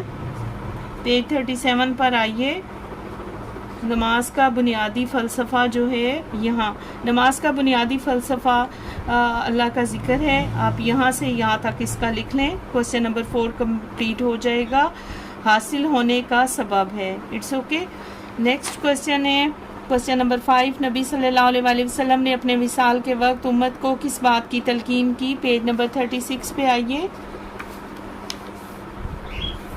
جی نبی پاک صلی اللہ علیہ وآلہ وسلم نے اپنے وصال سے پہلے جو ہے کس بات کی نصیحت کی؟ آپ نے فرمایا میرا دل چاہتا ہے کہ میں چند جوانوں سے کہوں کہ وہ بہت ایندھن اکٹھا کر کے لائیں. یہاں سے آپ سٹارٹ کریں اور یہاں تک اس کا اختتام کر دیجئے. باجماعت نماز ادا فرمائی. کوسچن 5 کمپلیٹ ہو جائے گا. نیکسٹ ہے تفصیلی جواب. قرآن و حدیث کی روشنی میں نماز کی اہمیت، پیج 35-36 پر ہے. یہاں سے آپ سٹارٹ کریں گے ہیڈنگ کے ساتھ. ٹھیک ہے جی، نماز کی فرضیت اور اہمیت یہاں سے سٹارٹ کریں گے اور آپ پوری اس کی فرضیت و اہمیت پورا لکھ لیں گے. پیج نمبر 36 پر ہے. یہاں پہ سنن نسائی سے پہلے کہ نماز میں رکھی گئی ہے. اگلا کوسچن ہے ہم اپنی روزمرہ زندگی میں کس طرح نماز کی معاشرتی، روحانی اور جسمانی اثرات کا جائزہ لے سکتے ہیں. پیج 37 پر ہے اس کا آنسر. آپ اس میں یہ سارے پوائنٹ لکھ دیں گے. پیج 37 یہاں سے آپ سٹارٹ کریں گے. نماز کے روحانی فوائد، نماز کے معاشرتی فوائد اور جسمانی فوائد، یہ تینوں پوائنٹس اس میں آ جائیں گے. ایٹ لیسٹ 8 مارکس کا پیپر ہوتا ہے، 8 مارک کا لانگ کوسچن ہوتا ہے، تو آپ کو یہ سارا لکھنا پڑے گا. اس کے بعد ہے نیکسٹ باجماعت نماز کی فرضیت اور اہمیت کی روشنی میں نماز کے معاشرتی فوائد تحریر کریں. تو جسٹ آپ اس کے معاشرتی فوائد کوسچن لانگ جو ہے وہ یہاں تک اس کا ایکسپلینیشن 5 پوائنٹس میں کر دیں گے. اس کے بعد آتا ہے اس بات کا جائزہ لیں کہ نماز کی پابندی کے لیے انسانی زندگی پر کون کون سے ظاہری باطنی اثرات مرتب ہوتے ہیں. پیج 37 پر آ جائیے. آپ یہاں پہ لکھیں گے روحانی جو ہیں وہ ظاہری بات ہے، باطنی ہے، اور پھر جسمانی فوائد ہیں. ٹھیک ہے جی، آپ ظاہری جسمانی فوائد اور یہاں پہ روحانی یہ دونوں فوائد اس میں آ جائیں گے. ٹھیک ہے، آپ اس کو بھی لکھیں گے اور اس کو بھی لکھیں گے. 5-6 پوائنٹ وہ ہیں اور 5-6.7 یہ ہیں. اس کی بریفنگ کریں گے تو آپ کا آنسر مکمل ہو جائے گا. بہت شکریہ. اپنا خیال رکھیں، اپنے اسباق کی اچھی طرح تیاری کریں. بہت سارے لوگوں نے مجھے، بہت سارے اسٹوڈنٹس نے میسیجز کیے ہوئے تھے کہ میم یہ آپ پلیز لیسن پریپیئر کریں اور اپلوڈ کریں. تو میں نے بیٹا آپ کے کہنے پہ کیا ہے، اور اسے صدقہ جاریہ سمجھ کر شیئر کریں، باقی لوگوں کا بھی بھلا ہو، اور جتنا ہو سکے میرے بیل آئیکن کو پریس کریں اور سبسکرائب بھی کر دیں. بہت شکریہ. اللہ حافظ. اعوذ باللہ من الشیطان الرجیم. بسم اللہ الرحمن الرحیم. سبق نمبر 7 ہے روزہ سے متعلق. گریڈ 9 غور سے سنیے گا. ٹھیک ہے، اس کے سب سے پہلے MCQs ہم کر لیتے ہیں. روزے کو عربی زبان میں کہتے ہیں، کیا کہتے ہیں؟ صوم کہتے ہیں. حدیث کی مطابق جو ہے روزہ بدن کی کیا چیز ہے؟ بدن کی ورزش ہے. اور رمضان المبارک کے آخری عشرے میں مسلمان خصوصی طور پر مسجد میں کس چیز کا اہتمام کرتے ہیں؟ اعتکاف کا. مسلمان لیلۃ القدر اور رمضان المبارک میں کب تلاش کرتے ہیں؟ کیا تلاش کرتے ہیں؟ اب تیسرے عشرے میں. اور کس چیز سے روزہ ٹوٹ جاتا ہے؟ قصدن کھا پی لینے سے. روزے کے لغوی اور اصطلاحی معنی پیج نمبر 39 پہ آ جائیے. یہاں سے آپ سٹارٹ کریں گے. صوم کا لغوی معنی ہے رک جانا. یہاں سے لے کر یہاں تک رک جائے، یہاں تک آپ آنسر لکھیں گے. 2 لائنز میں ہے. روزہ رکھنے کی اہمیت پر ایک حدیث نبوی کا مفہوم تحریر کریں. پیج 40 پر ہے. یہاں سے آپ لکھیں گے رسول اللہ صلی اللہ علیہ وآلہ وسلم کا ارشاد گرامی ہے جنت کے 8 دروازے ہیں اور ان میں سے پیج نمبر 40. ٹھیک، یہاں تک آپ لکھیں گے. جسٹ اس کا ترجمہ لکھ دی. روزہ رکھنے کے 3 مقاصد تحریر کریں. پیج 41 پر آ جائیے. 3 مقاصد آپ کے کیا ہیں؟ یہاں سے آپ لکھیں گے حدیث مبارکہ کے مطابق روزہ جو ہے وہ جسم کی زکوٰۃ ہے. یہاں سے یہاں تک آپ اس کے 3 پوائنٹ ایڈ کر لیں. ٹھیک ہے جی. رمضان المبارک کے آخری عشرے میں کون کون سے کام کیے جاتے ہیں؟ پیج 41 پر ہے. کون سے کام کیے جاتے ہیں؟ آپ یہاں سے پوائنٹ اس کے ایڈ کر لیجیے کہ رمضان المبارک کے آخری عشرے میں قرآن مجید نازل ہوا اور شب قدر کا ذکر ہے، اور وہ رات کے جس کی عبادت 1000 مہینوں کی عبادت سے بہتر ہے. نبی پاک صلی اللہ علیہ وآلہ وسلم نے فرمایا لیلۃ القدر رمضان المبارک کے آخری عشرے کی طاق راتوں میں تلاش کرو. یہاں تک آپ اس میں ایڈ کر لیں، ٹھیک ہے. یا اس کے علاوہ اگر آپ اس کو مینشن کرنا چاہیں، جو اسٹوڈنٹس ڈیٹیل میں کرنا چاہتے ہیں، تو پھر وہ آپ یہاں سے لے کر رمضان المبارک کی راتوں میں عبادت کا خصوصی اہتمام کیا جاتا ہے، اور عشاء کی نماز کے بعد جو ہے وہ قیام لیل کا اہتمام کیا جاتا ہے، اور اس دوران قرآن مجید کی تلاوت کی جاتی ہے، ٹھیک ہے جی. تراویح بھی پڑھی جاتی ہے، آپ یہ بھی ایڈ کر سکتے ہیں. جسٹ لائک یہاں سے لے کر رمضان المبارک سے یہاں تک آپ تلاش کرو تک بھی لکھ سکتے ہیں. پیج نیکسٹ ہے شب قدر کی اہمیت بتائیے. پیج نمبر 41 پر شب قدر کی اہمیت، یہ بھی یہاں سے ہی آپ اس کی ایکسپلینیشن لکھیں گے، ٹھیک ہے. شب قدر یہاں سے یہ تقریباً سملر ہے، 4 اور 5 جو کوشچن ہے. ماہ رمضان کی جانے والی بدنی اور مالی عبادات کے نام تحریر کریں. پیج 40 اور 41 پہ آ جائیے. یہ مالی اور بدنی عبادت یہاں سے آپ تحریر کر لیں. مالی اور بدنی عبادات یہاں سے آپ لکھیں گے، اس میں سے ایڈ کر لیجئے روزے کے فوائد میں سے، ٹھیک ہے بیٹے. یہاں سے لے کر یہاں تک آپ بے شک 4 پوائنٹ ایڈ کر لیں. اس کے بعد آتا ہے کہ تفصیلی جواب ہیں. قرآن مجید کی روشنی میں روزے کی اہمیت اور فضیلت، پیج 39 پر. فضیلت و اہمیت یہاں سے آپ لکھیں گے جی، اہمیت اس کا آپ ہیڈنگ دیں گے، پیج 39 پر ہے، یہاں تک آپ لکھیں گے درس دیا ہے، ٹھیک ہے جی، پیج 40 تک. اس کے بعد آتا ہے نیکسٹ کوسچن، روزے کے روحانی اور جسمانی فوائد تحریر کریں. پیج 40 پر ہے. جسمانی اور روحانی آپ یہاں سے ایڈ کریں گے، یہ سملر آنسر ہے، ٹھیک ہے. یہاں سے دوبارہ سے آپ یاد کریں گے اور اسی میں سے لکھ لیں گے، ٹھیک ہے جی. اس کے بعد آتا ہے روزے کے آداب کی تفصیل بیان کریں. پیج 40 پر آداب کی تفصیل، یہ ہیں روزے کے آداب، یہاں سے لے کر یہاں تک بیٹے آپ ایڈ کریں گے، ٹھیک ہے جی. یہ پورا پیراگراف ہے جسٹ 3 اور 4 لائنز میں. اس کے بعد آتا ہے روزے کی ظاہری اور باطنی اثرات کس طرح ہماری عملی زندگی پر اثر انداز ہوتے ہیں. پیج 40 پر باطنی اور ظاہری. اب آپ یہاں سے ایڈ کریں گے باطنی اور ظاہری کون سے اثرات ہوتے ہیں. باطنی اثرات اور ظاہری اثرات یہ بھی اسی سے ریلیونٹ ہے، آپ یہ دیکھ سکتے ہیں. باطنی اور ظاہری اثرات اور روحانی یہاں پیج 40 پر ہی اس کا آنسر موجود ہے، آپ یہاں سے یہاں لکھ لیں اور اچھی طرح یاد کریں. آپ کو اگر کنفیوژن ہے تو بیٹے آپ مجھے میسج کر سکتے ہیں، انشاءاللہ آپ کو رپلائی آئے گا.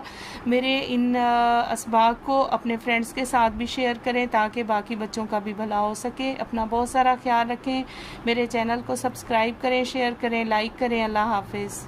بسم اللہ الرحمن الرحیم. السلام علیکم. سبق نمبر 8 فتح مکہ گریڈ 9 غور سے سنیں. سب سے پہلے ہم شارٹ آنسرز کر لیتے ہیں. پہلا کوسچن ہے قریش نے صلح نامہ حدیبیہ کی کس طرح خلاف ورزی کی. پہلے کوسچن کا آنسر آپ آ جائیں پیج 44 پہ. یہاں سے اس کا سٹارٹ کریں گے. صلح حدیبیہ جسے قرآن مجید نے فتح مبین قرار دیا ہے، یہاں سے لے کر آپ یہاں تک لکھ لیں صلح نامے سے انکار کر دیا. کوسچن نمبر 2 کہ آپ صلی اللہ علیہ وآلہ وسلم نے صلح حدیبیہ کے معاہدے کی تجدید کے لیے کون سی 3 شرطیں پیش کی. پیج 44 پہ یہ 3 پیج پوائنٹ 1 ہے بنو خزا کے مقتولوں کا خون بہا دیا جائے. پوائنٹ 2 اور پوائنٹ 3 یہاں تک آپ لکھ لیجئے تینوں پوائنٹس. صلح حدیبیہ کے موقع پر مسلمانوں کے لشکر کی تعداد کیا تھی اور اس نے کہاں پڑاؤ ڈالا. پیج 45 پر یہاں سے آپ لکھیں گے کہ فتح مکہ سے ایک منزل کے فاصلے پر مرہ راہ کے مقام پر پڑاؤ ڈالا تھا. یہاں سے لے کر آپ یہاں تک لکھ لیجئے طلب کر لی، ٹھیک ہے. حاضر ہو کر امان طلب کر لی. امان کا کیا مطلب ہے کہ ہم آپ سے کوئی لڑائی نہیں کریں گے، اور صلح کی طرف انہوں نے رجوع کرنا شروع کر دیا. क्वेश्चन नंबर 4 है कि हज़रत अबू सफियान ने कब इस्लाम कबूल किया, पेज 45 पे। मर्रा ज़हरान के मकाम पर क्वेश्चन 4 का आंसर आप लिखेंगे कि अबू सफियान ने मर्रा ज़हरान के मकाम पर पहुंचकर इस्लाम कबूल किया और कुरैश ने अबू सफियान बिन हर्ब यहाँ से लेकर यहाँ तक आप कर लें, अबू सफियान ने इस्लाम कबूल किया। चौथे का आंसर हो जाएगा। पांचवें का है आप सल्लल्लाहु अलैहि वसल्लम ने फतह मक्का पर बैतुल्लाह में पहुंचकर क्या किया, पेज 45। आप सल्लल्लाहु अलैहि वसल्लम अपनी ऊँटनी पर सवार होकर यहाँ से लेकर आप यहाँ तक लिखें, बेशक हक मिटने ही वाला है, यहाँ तक आप कर लें। इसका आंसर बहुत अच्छे तरीके से याद करिएगा बेटे। आपको पता है कि कम से कम 40 मार्क्स का शॉर्ट आंसर्स का होता है। अगर आपके सारे एमसीक्यूज और ब्लैंक्स प्लस ये शॉर्ट आंसर्स हो जाते हैं तो आपके अच्छे खासे नंबर आ जाते हैं। उसके बाद है तफसीली जवाब, फतह मक्का के असबाब व वजूहात बयान करें। आप इसमें स्टार्ट में भी अगर आपके जहन में कुछ पॉइंट्स आते हैं तो आप मेंशन कर लें। जो बहुत अच्छे बच्चे हैं और चाहते हैं कि हमारे नंबर आ जाएं अच्छे, तो वो स्टार्ट में से भी 2-4 पॉइंट्स मेंशन कर सकते हैं। इसके अलावा आप हेडिंग देंगे असबाब वजूहात की, कि फिर आप लिखेंगे आप सल्लल्लाहु अलैहि वसल्लम ने बैतुल्लाह के अंदर नवाफिल अदा किए और कुरैश से फरमाया, यहाँ से यहाँ तक आप लिखें। इसको मोस्ट इम्पॉर्टेंट कर लीजिए, ये लाजमी मेंशन करिएगा कि हुनैन की तरफ तशरीफ़ ले गए। उसके बाद है कि फ़तह मक्का के नताइज और असरात बयान करें। क्या नताइज बरामद हुए और असर क्या हुआ। बहुत सारे लोगों ने इस्लाम कबूल किया और इस्लाम फैलना शुरू हो गया। ये इसके साथ आप फिर ये ऐड करेंगे कि फ़तह मक्का दर हकीकत आपके फ़ैसला कुन गलबे और इक़्तिदार की अलामत है। यहाँ से लेकर यहाँ तक बेटा लिख लें लास्ट, कि आखिरकार कामयाबी अहले ईमान को मिलती है। उसकी वजूहात क्या हैं कि मुसलमान अल्लाह पर पुख्ता यकीन रखते हैं। मोहम्मद सल्लल्लाहु अलैहि वसल्लम की मदद भी मुसलमानों के साथ थी और मुसलमान अगरचे चंद मुसलमान होते थे, 10, 12, 15, और वो हज़ारों लोग जो है वो मगलूब रह जाते थे, हार जाते थे और मुसलमानों की जीत हो जाती थी, इसलिए कि वो अल्लाह पर पुख्ता ईमान रखते थे। बेशक ये मैंने आपको जो औरल बताया है अपने पास से, क्योंकि बेटा मैंने इस्लाम को बहुत सारी बातों को बड़े गौर से और बारीक बीनी से सुना है, पढ़ा है, तो आप इस चीज़ को भी मेंशन कर लें जो चीज़ें मैंने बोली हैं। फतह मक्का के मौका पर आप सल्लल्लाहु अलैहि वसल्लम के उसवा मुबारक से हम अपनी अमली ज़िंदगियों में क्या और कैसे सबक हासिल कर सकते हैं। वही बात मैंने आपको बताई कि नबी पाक सल्लल्लाहु अलैहि वसल्लम की ज़िंदगी का मकसद था, जहाँ भी जाते, जिस गज़वा में जाते, जिस जंग में जाते, आप अल्लाह की याद में बावजू होकर जाते, 2 रकत नमाज नफल पढ़ते, अल्लाह को खुशू व खुजू से याद करते और हक के लिए निकल जाते और पूरे ईमान के साथ जाते थे। तो ये लाजमी बेटा मेंशन करना। और फिर आप सल्लल्लाहु अलैहि वसल्लम को अल्लाह ताला ने सब्र व इस्तकामत दी थी।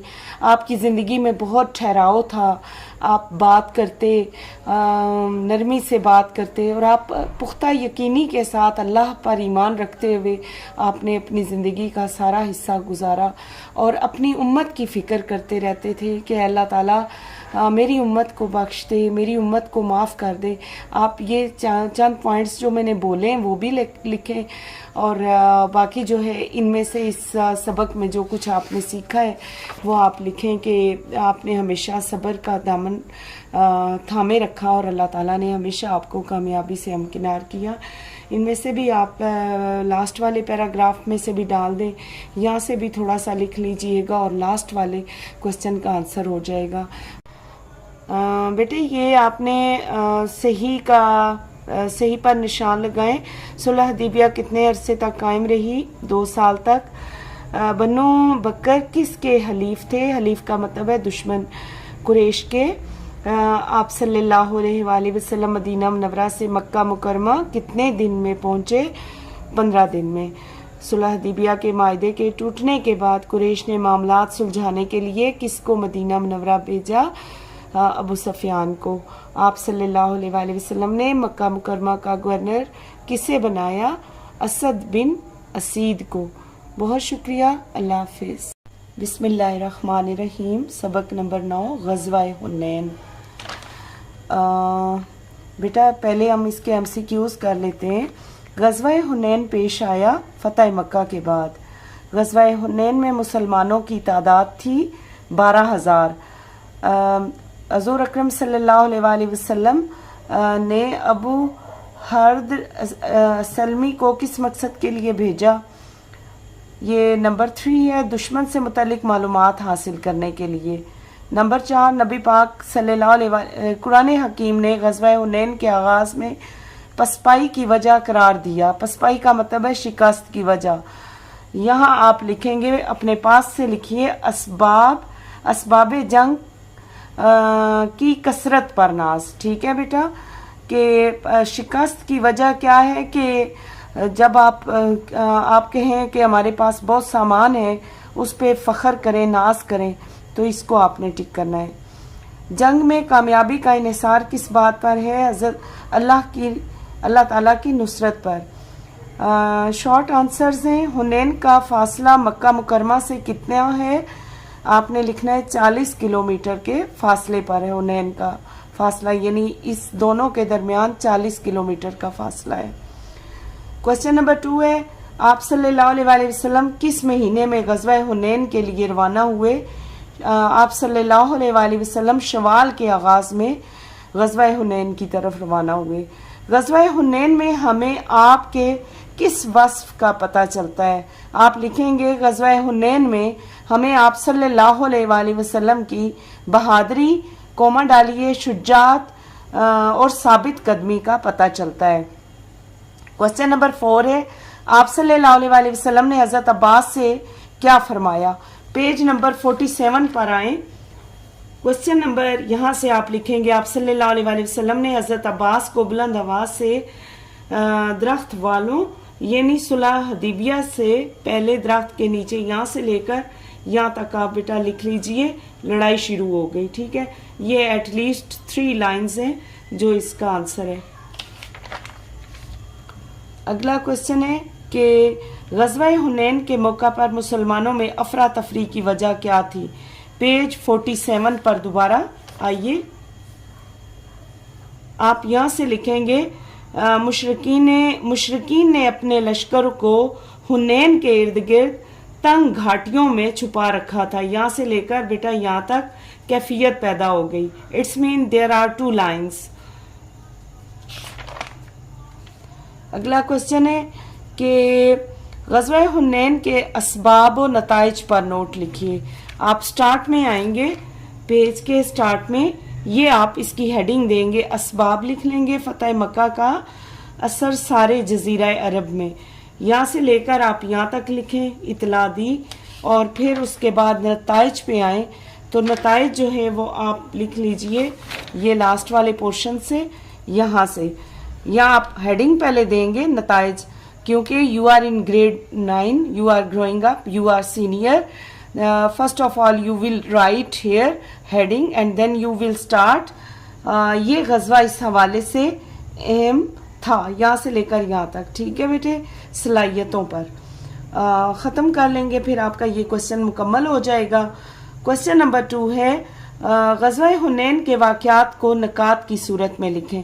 फिर आप स्टार्ट में आएंगे, आपको जो जो हेडिंग्स यहाँ से जितनी याद हो सकती हैं, तो इनमें से इम्पॉर्टेंट ये थोड़ा सा यहाँ से जैसे है कि मक्का से हुनैन की तरफ रवानगी, आप इसमें से जो थोड़ा सा याद कर सकते हैं उसको हेडिंग में लिख दीजिए। तीर अंदाज़ों का हमला, और ये भी इसमें 2-4 सेंटेंसेस मेंशन करें। फिर आप सल्लल्लाहु अलैहि वसल्लम की इस्तकामत और साबित कदमी का लिखेंगे, थोड़ा सा ये मेंशन करेंगे। اور پھر آپ کا معجزہ کیا تھا کہ آپ صلی اللہ علیہ وسلم نے ایک مٹھی بھر مٹی اٹھائی اور دشمن کی طرف پھینکی، جو دشمن کے لشکر میں موجود ہر شخص کی آنکھ میں پڑی، اور آپ ان کے ساتھ ہی آسمان سے فرشتے نازل ہونا شروع ہوئے، جس کے نتیجے میں دشمن کو شکست ہوئی اور میدان جنگ چھوڑ کر وہ بھاگے اور مسلمانوں کو فتح ہوئی۔ ایسا ہوا تھا کہ جب ان نبی پاک نے مٹھی بھر مٹی پھینکی تھی تو ان کو نظر آنا ختم ہو گیا تھا۔ یہ اللہ کی شان ہے نا، معجزات تھے۔ اس کے بعد ہے کہ غزوہ حنین میں ہم تکبر، غرور کی برائی اور نصرت الہیہ کے حوالے سے کیا سبق حاصل کرتے ہیں، اور ہماری زندگی پر جو ہے وہ کب کیسے اثرات ہو سکتے ہیں۔ تو آپ خود بیٹا دیکھیے کہ اللہ تعالیٰ کو غرور، تکبر تو بالکل پسند نہیں ہے۔ آپ اس میں سے تھوڑا سا سٹارٹ میں لکھیں گے، اور اللہ تعالیٰ کیسے مدد کرتا ہے اپنے بندوں کی، جو ابھی میں نے یہاں سے بولا کہ مٹھی بھر مٹی، یہ پھر آپ آخر میں لکھیں گے، پہلے آپ سٹارٹ میں لکھیں گے کہ تھوڑا سا یہاں سے دوبارہ سے آپ کو مینشن کرنا پڑے گا، جسٹ لائک دس آپ یہاں سے کر لیں کہ آپ صلی اللہ علیہ وسلم نے اس موقع پر بہادری کا مظاہرہ، یہ تو ان کی ثابت قدمی ہو جائے گی، اور یہاں سے آپ سٹارٹ سے لکھ لیجئے چند ایک پوائنٹ، اور پھر یہ لاسٹ میں آپ نے لازمی منشن کرنا ہے، تو یہ آپ کا کوسچن مکمل ہو جائے گا۔ ٹھیک ہے، امید ہے آپ کو میری ویڈیو پسند آئی ہوگی بیٹے۔ پسند آئی ہے تو لائک، شیئر اور سبسکرائب کریں، اپنے فرینڈس کو بھی بھیجا کریں تاکہ باقی بچوں کا بھی بھلا ہوگا۔ اللہ تعالیٰ سب کے لیے آسانیاں پیدا فرمائے، اور اللہ تعالیٰ آپ کے لیے کامیابی کے اسباب پیدا کرے۔ آمین ثم آمین۔ بسم اللہ الرحمن الرحیم۔ عام الوفود، سبق نمبر 10، گریڈ 9۔ آج ہم سٹارٹ کرتے ہیں اللہ تعالیٰ کے بابرکت نام سے۔ پہلے اس کے MCQs کر لیجئے۔ عام الوفود کس سن کو کہا جاتا ہے؟ 9 ہجری کو۔ اور عام الوفود کو کس غزوے کا نتیجہ قرار دیا جاتا ہے؟ آپ نے اس کو غزوہ خندق لکھنا ہے۔ لوگوں کے جوک در جوک اسلام میں داخل ہونے کی بشارت کس صورت میں دی گئی؟ سورہ نصر میں۔ آپ صلی اللہ علیہ وسلم نے آنے والے وفود میں سے بعض کو ٹھہرایا مسجد نبوی میں۔ کون سا وفد آپ کی خدمت میں 5 ہجری میں اور 9 ہجری میں حاضر ہوا؟ وفد عبد القیس۔ ٹھیک ہے، شارٹ کوسچنز کی طرف آتے ہیں۔ عام الوفود کس سن کو اور کیوں کہا جاتا ہے؟ سٹارٹ میں آئیے پیج نمبر 49 پہ۔ آپ یہاں سے اس کو لکھیے کہ 9 ہجری کا سال جو فتح مکہ کے چند ماہ بعد شروع ہو گیا، اور یہاں تک آپ لکھ لیجئے۔ It's main there are 2 lines. وفود کا سال کہا جاتا ہے۔ ٹھیک ہے بیٹا، یہ آپ کو پتہ چل رہا ہے۔ کوسچن نمبر 2 ہے، آپ صلی اللہ علیہ وسلم آنے والے وفود کے ساتھ کیا معاملہ فرماتے تھے؟ پیج 49 پہ، کہ یہ آپ صلی اللہ علیہ وسلم کے پاس جو وفود آتے، خدمت میں 2 مرتبہ 5 ہجری اور 9 ہجری میں حاضر ہوا، اور یہاں سے لے کر آپ اس کا آنسر یہاں تک بریف کریں کہ اسلام قبول کر لیا۔ ٹھیک ہے جی، سیکنڈ پیراگراف۔ اور کیسا استقبال کرتے، ساتھ میں یہ بھی ایڈ کر لیں، آپ صلی اللہ علیہ وسلم آنے والے وفود کا اعزاز و اکرام فرماتے، اور آپ کی رہائش اور راحت رسانی کا خیال رکھتے۔ یہاں تک لکھیے۔ ٹھیک ہے، اس کے بعد ہے کہ آپ صلی اللہ علیہ وسلم نے کس وفد کو کس ملک کے فتح ہونے کی بشارت دی تھی؟ پیج 49 پہ، کہ یہاں سے یہ وفد 9 ہجری میں آیا اور یہاں تک آنے والے وفد میں سے بعض کو مسجد نبی میں کیوں ٹھہرایا جاتا تھا؟ اس کا آنسر آپ یہاں سے لکھیں۔ پیج نمبر ہے جی 50 پہ، کہ آپ اس کی ہیڈنگ دے دیں وفد ثقیف۔ ٹھیک ہے، یہ وفد آپ کے غزوہ تبوک سے واپسی پر رمضان 9 ہجری میں حاضر ہوا۔ یہاں سے لے کر یہاں تک بندوبست فرمائیں گے، اور کس وفد کے ساتھ مبالغہ کا حکم آیا اور کیوں؟ یہاں سے لکھیں گے ہمدان اور نجران کا وفد۔ ٹھیک ہے بیٹے، آپ صلی اللہ علیہ وسلم کی خدمت میں یہاں سے لے کر آپ یہاں تک جھوٹوں پر اللہ کی لعنت بھیجیں۔ यहाँ तक कर लें, लौट गए, वापस लौट गए। फ़तह मक्का के तफसीली जवाब हैं। फ़तह मक्का के तनाज़रा में आमुल वफूद की अहमियत और आमुल वफूद के हज्जतुल विदा पर मुरतब होने वाले असरात पर नोट। ये आप स्टार्ट से लिखेंगे तो तब जाकर पहला ये पूरा आपने लिखना है पैराग्राफ, यहाँ से लेकर यहाँ तक पेज नंबर 49 है।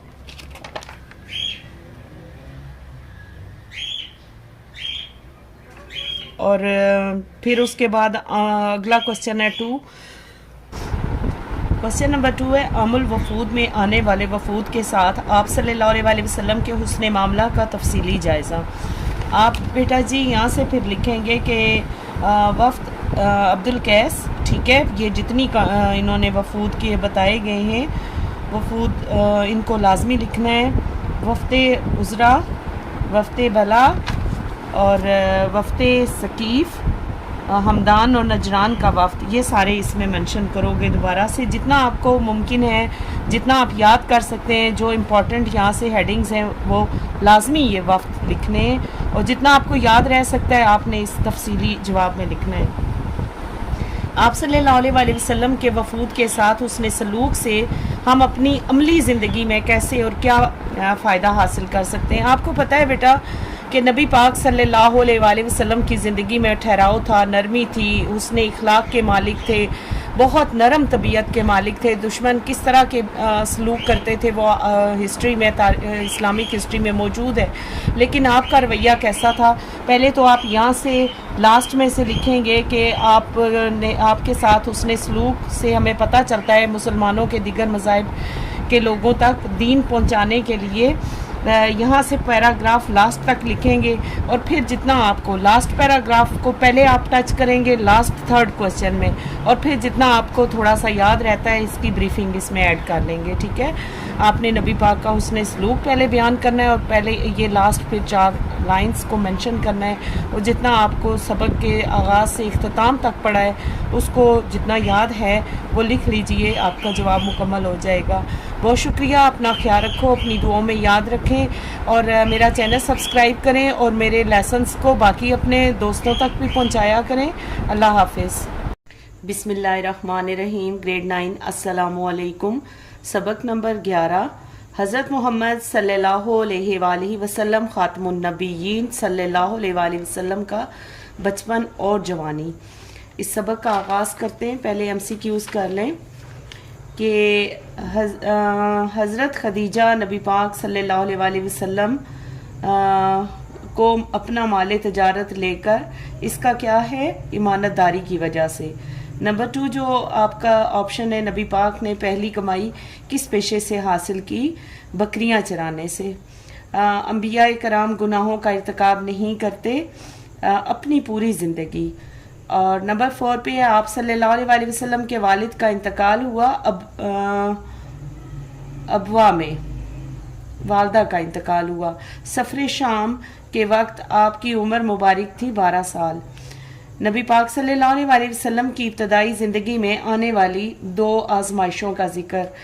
एक तो ये हुआ था कि आपकी विलादत से पहले ही आपके वालिद का इंतकाल हो गया था और दूसरा ये कि आपकी वालिदा जब आप 6 साल के थे तो अपने खामद की कब्र की ज़ियारत करने गई थी और अबवा के मकाम पर फोत हो गई थी। ये उनके इब्तदाई हादसात थे या उनकी परेशानी के जो आजमाइश आई थी।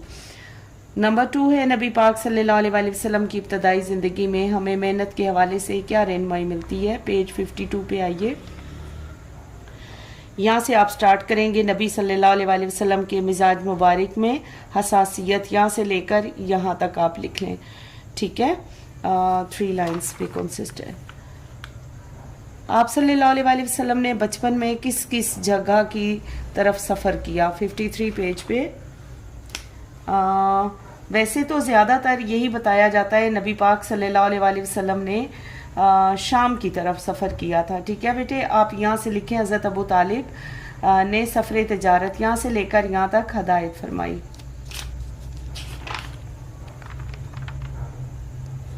इसके बाद है क्वेश्चन नंबर बचपन से एसार की मिसाल का जिक्र। क्वेश्चन नंबर 4, यहाँ से आप लिखेंगे इस सफ़र में हज़रत अबू बकर भी आपके हमरा थे, यहाँ से लेकर यहाँ तक आप लिख लीजिए, महफूज रखा गया। क्वेश्चन नंबर 5 है, नबूवत से कबल नबी पाक की वजह शोहरत क्या थी?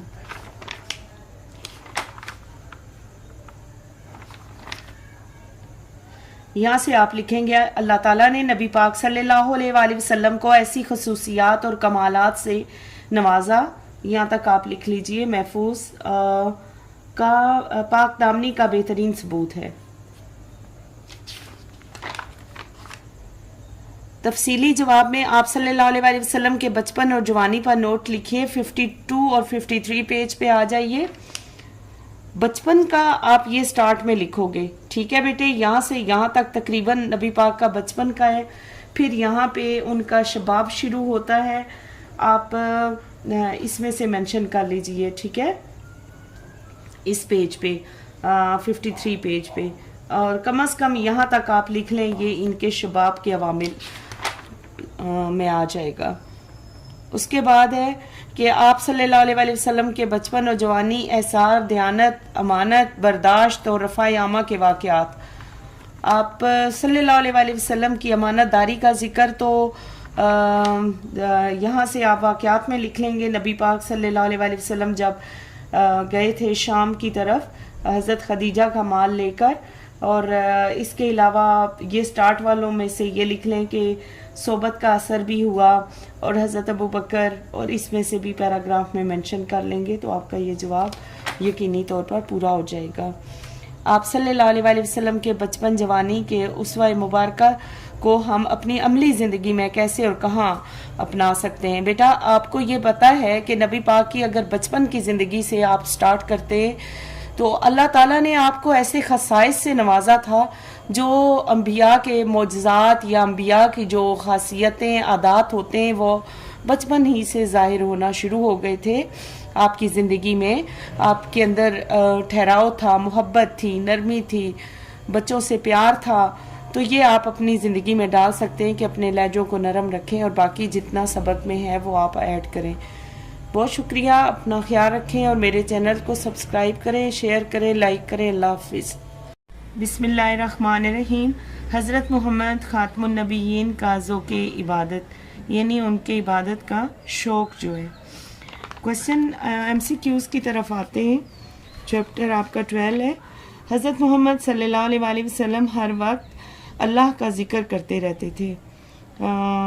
आप सल्लल्लाहु अलैहि वसल्लम ने नमाज को आँखों के लिए करार दिया है ठंडक।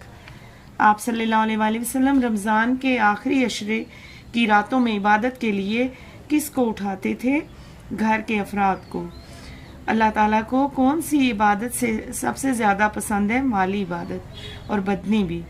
आप सल्लल्लाहु अलैहि वसल्लम का ज़ौक़ इबादत कई गुना बढ़ जाता था रमज़ानुल मुबारक में।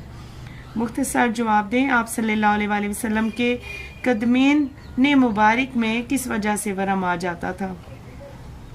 इबादत गुजारी और ज़िक्र इलाही की वजह से। पहली बात है, ये मैंने लिखा है। इसके बाद आप अगर इसको थोड़ा सा डिटेल में लिखना चाहते हैं तो आप सल्लल्लाहु अलैहि वसल्लम तहज्जुद की नमाज में इतनी देर तक क़याम फरमाते थे कि उनके कदमैन मुबारक में वरम आ जाता है। यहाँ से लेकर यहाँ तक आप लिख दें, साथ में हदीस ऐड कर दीजिए, सही बुखारी में है।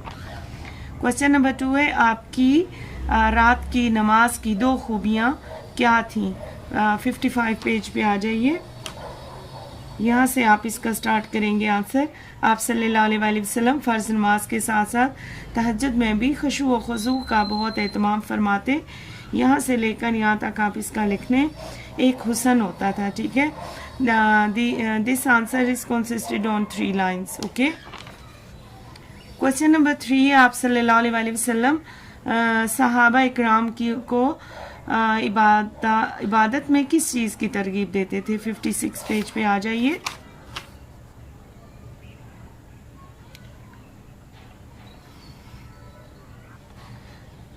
क्वेश्चन नंबर 3, आप सहाबा इकराम को इबादत में किस चीज़ की तरगीब देते थे?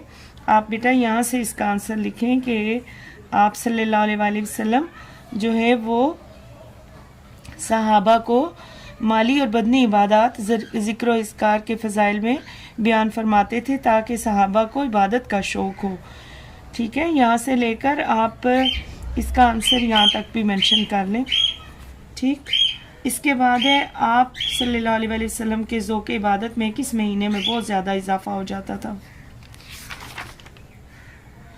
آپ صلی اللہ علیہ وسلم کا ذوق عبادت پورے سال ہی قائم رہتا. رمضان المبارک میں اس ذوق میں کئی گنا اضافہ ہو جاتا ہے. یہاں سے لے کر یہاں تک لکھ لیجئے. کوسچن نمبر 5, حضرت نبی اکرم صلی اللہ علیہ وسلم کی عبادت میں خشوع و خضوع کی کیا کیفیت تھی؟ آپ اس کا آنسر یہاں سے لکھ سکتے ہیں کہ آپ صلی اللہ علیہ وسلم صحابہ کو بھی اخلاق, خشوع و خضوع اور اعلیٰ اخلاق کے ساتھ عبادت کی ترغیب دیتے, اور آپ کی کیفیت یہ تھی کہ دوران نماز اس قدر رکت طاری ہو جاتی کہ آپ کی داڑھی مبارک آنسوؤں سے تار ہو جاتی. اور آپ یہاں تک لکھ لیں بیٹا, حاصل ہوتا ہے. ٹھیک ہے, اگر اس میں تھوڑا سا اور اضافہ کرنا چاہتے ہیں تو آپ یہ واقعہ بھی لکھ سکتے ہیں. ٹھیک ہے بیٹا جی, یہ شارٹ میں اس کی بریفنگ کریں گے تو آپ کے نمبر آ جائیں گے, نہیں تو آپ پیج 56 والا خالی لکھ لیں. ایڈ کرنا ہے تو there are 4 lines more. Okay, آپ صلی اللہ علیہ وسلم کے ذوق عبادت میں تفصیلی نوٹ لکھیے. 55 پیج پہ آئیے.